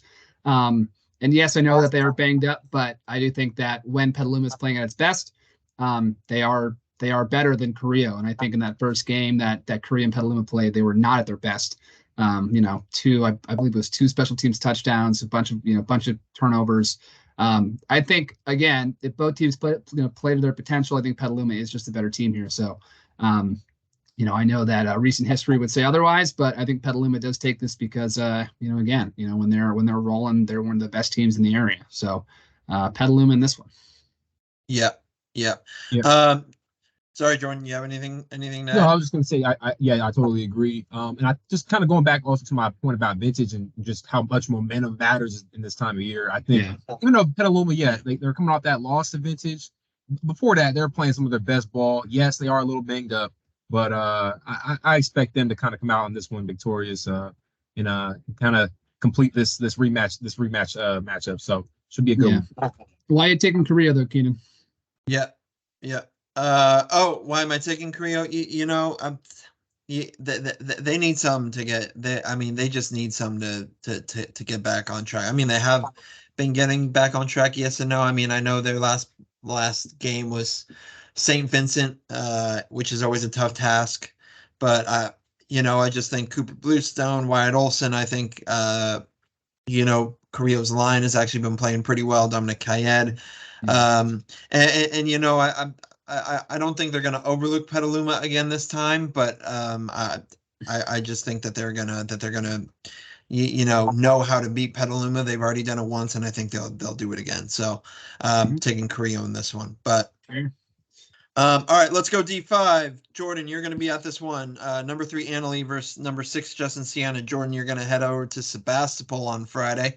Gus and I are both picking Annalee, kind of the same thing. Gus, similar thing to American Canyon and Cardinal Newman. Gus and I are both picking Annalee, but you are picking Justin Sienna. Jordan, will give you the floor. State your case, my friend. Look, man, they're road dogs. Yes, it's gonna be tough. Just like American Canyon, it's hard. Yeah, look, Annalee's coming off putting up 63 points. Okay, they can score. Guess who can also score? Them Braves, man. They didn't do it last week against American Canyon, but they've done it throughout the year. When their backs are against the wall, it brings the best out of them. We saw this in Sonoma Valley 2 weeks ago. They went in hostile environments. Their homecoming, the Dragons' homecoming, and guess what? Sonoma Valley had a lot on the line. That win would have clinched them a playoff spot potentially. And what did the Braves do? They came in, and took their hearts out, man. They just balled out. And I think there's a ton of potential for it to happen again. Look, man, I'm telling you, Thomas Malloy. This is the third time I said this name, Thomas Malloy. Watch out for him. He's a dual threat. You can put him in, you can line him up in the slot. He can go deep.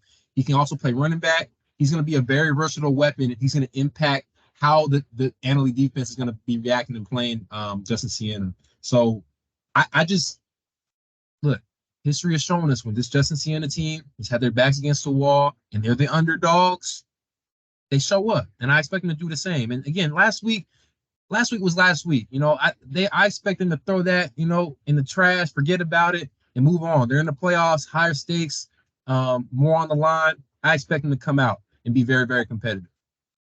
Gus, you want to bring him back down to earth? No, don't. I'm kidding. I'm kidding. I do think. I mean, again, I think this game should actually be relatively close. But I think that again, we've given Annalee their flowers this year. After kind of having them, outside the conversation for most of the season. But 4 losses to some very good programs. They've beaten some good teams this year too. And just kind of how Justin Siena plays, I think it matches up pretty well into how Annalee wants to play as well. Kind of, maximizing guys on the outside. Logan Mitchell back. I think that'll be a huge addition for Annalee too. So again, I think at the end of the day, Annalee is probably a better team than we're giving them credit for. Same thing could be said for Justin Siena too, which is why I think it could be a close game. But I do think at the end of the day, Annalee just probably has a bit more firepower than Justin Siena. But we will see. We also have been wrong many times before on this podcast, so would not be the first time if we get this one wrong as well. So. I feel like Jordan's going to get one of these though. Jordan's I think so too. I think he's going to get I think so too. And I'm afraid of it. At least one. I'm afraid of it because if he gets one, we're never going to hear the end of it. Next week's podcast is just going to be. It'll be the first. It'll be the first of many. I'm sure. First of many. All right, let's head over to D6. Number 1 St. Vincent versus number 8 Kennedy of Richmond, Saturday 1 p.m. I will be covering that game as well. We all have St. Vincent. Out of all the matchups, I don't think there is much to be said about this one. Kennedy is really not that good. St. Vincent is been back on a roll. St. Vincent in this one, boys. I will say by a good amount. If we want to do score predictions, we can. Just to kind of hammer home your point here a bit, and again, like we're not taking away from any programs here, but nope. Kennedy Richmond only beat Healdsburg 22-20. Just throwing that out there. So that's probably why why we're saying St. Vincent it's probably going to win pretty handily because wow, way to use your Greyhounds, Gus, as bait. Come on now. Research, it's proof. It's empirical right. Evidence here. So yeah, but now St. Vincent by a few touchdowns in this one. I don't think it'll be close. Jordan, do you agree with us? Yeah, I agree. Okay, good. I don't agree that Kennedy's not that good. I haven't seen Kennedy play, or I don't know too much about Kennedy, but no, St. Vincent. Give me St. Vincent. Yeah. All right, let's head over to D7 here. Last 2 games to round things out. Number 4 St. Helena versus number 5 Ferndale, Friday 7 p.m. Clean sweep again. We all have St. Helena. We don't know much about Ferndale. Ferndale beat Fort Bragg, which ended up beating St. Helena. They also beat South Fork, which still throws Gus and I for a loop because we don't even know if they're an 8-man team or an 11-man team. I'm serious, Jordan. We have no idea. We're going with St. Helena in this one. We think they move on. Any other points on St. Helena, boys? Not really.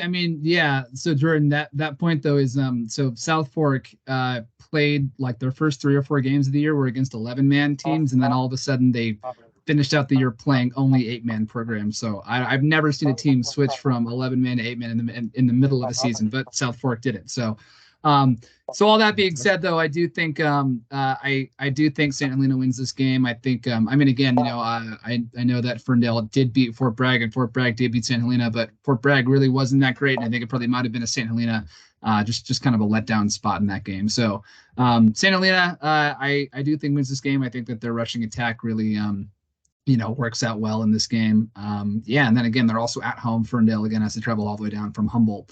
Not an easy trip. So I'm going to go say St. Helena in this game. Fair enough.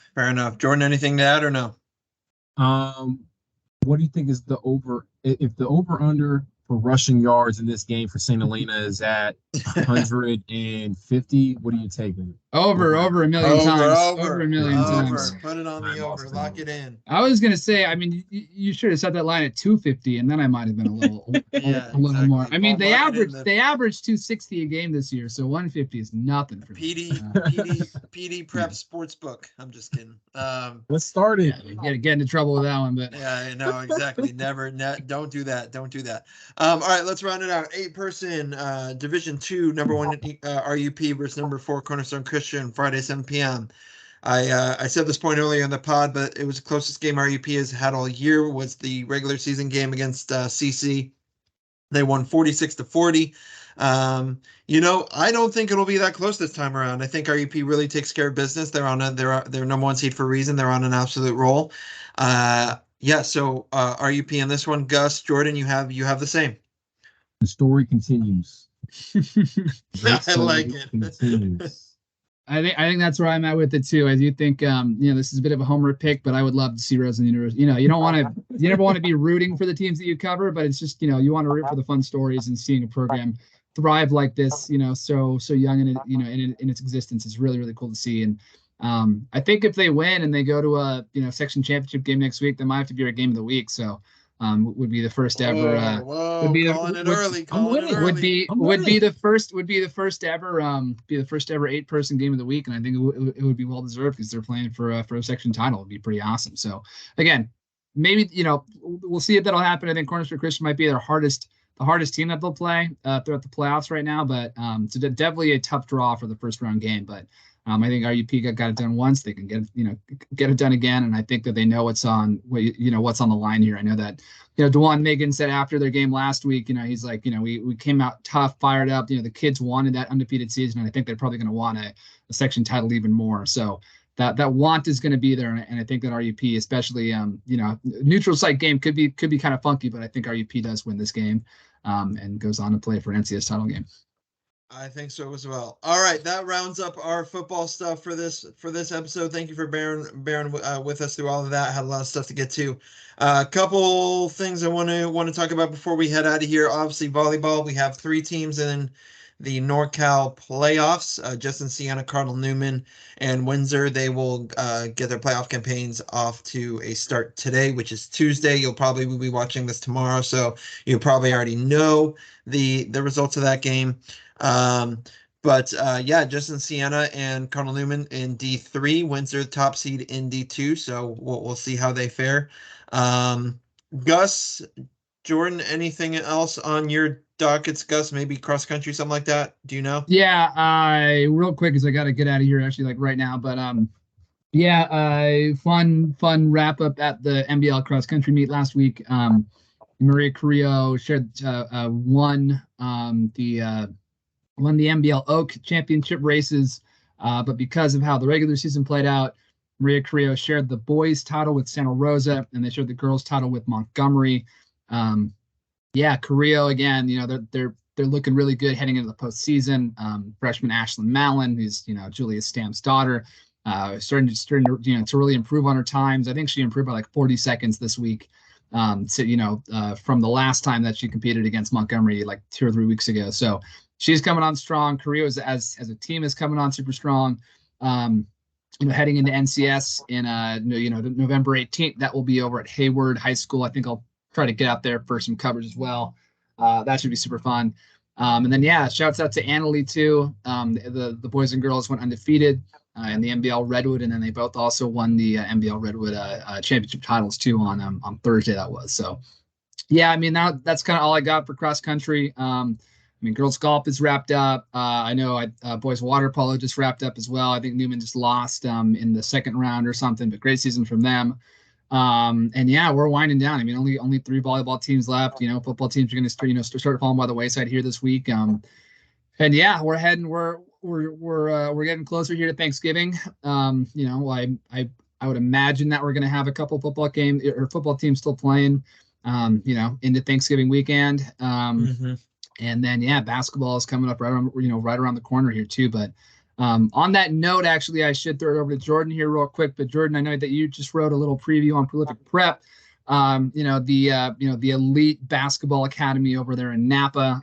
Maybe one of their best teams ever. I mean, it seems like, I covered them for a couple years when I was over at the Napa Register, but every year it was like they just keep getting better and keep getting better and keep getting better players. And this year could be one of their best squads yet. AJ DeBonsa, Tyron Stokes, like top 2 players in their classes. I mean, top 20 players like in the country type of type of thing. So any quick insight into the into the Napa basketball scene with Prolific and also with the VVAL, because I saw that you also wrote a quick little preview about them too.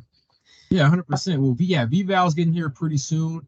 I think when it's funny because, well, not funny, but the VVAL like competitive matchups really don't start. Those league matchups don't really start till January, but there's a ton of preseason stuff kind of going on in late November. And so just be on the lookout for that. Obviously, I'm gonna have some preview coverage. I'm gonna hope to get in within the next few weeks, more in-depth profiles, stuff like that. As we kind of get into hoop season and all that. So it should be a lot of fun. And then as far as Prolific Prep is concerned, it's one of the best teams ever for sure. I think what's interesting about Prolific Prep is they've always been able, as one of these kind of prep schools in the country, they've been able to play a national schedule and get kind of recognition because a lot of their recent prospects, guys like Jalen Green, for example, who've kind of put their program on the map in terms of being a national power. And I think a lot of they're expanding, I think, in terms of their notoriety across the country, because now they're becoming more of an attractive destination. Like you spoke about AJ DeBonsa, who's the number 1 player who just reclassified to 2025. He's the number 1 player in the country. 2026, Tyron Stokes, he's not playing right now. I heard he has some type of concussion injury he's kind of dealing with, so we'll see how that kind of goes. But as far as all the other pieces, they got a top 10 recruit in Darion Reed who can shoot that thing.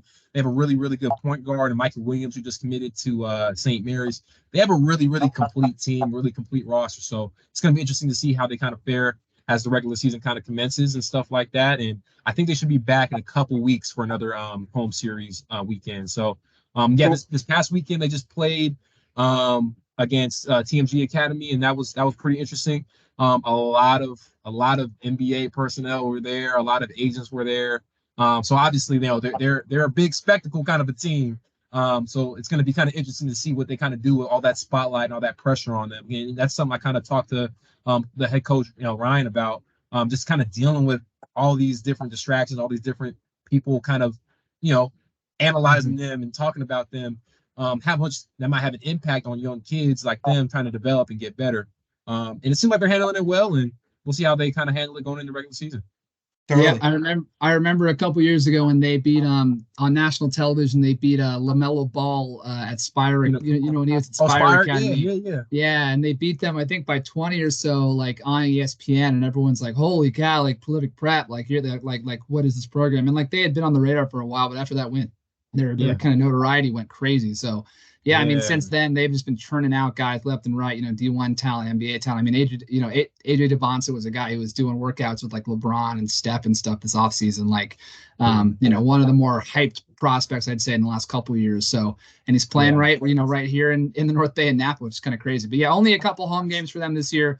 But definitely will be appointment watching. Whenever they do suit up over here locally. So very cool. But yeah, definitely looking forward to some more coverage coming your way from them. But all right, boys, we've hit the 2-hour mark here. I think this is probably one of our longest pods ever. I'm looking at Keenan's face, like looking like he has to go edit this thing, and he is not looking like a happy camper. So we're gonna get out of here. I'm gonna have some fun. It's the thumbnail that's gonna do me dirty, because every time I try to find a good thumbnail. But yeah, guys, we appreciate you all for watching, however you consume this content, and we will see you guys next week. Quick thing too, but give Jordan, if you haven't already, give Jordan a follow on Twitter. His ad is it'll be down there. Yep, at Jordan Latimore 7. Keenan wants to get out of here right now, so catch everyone next week.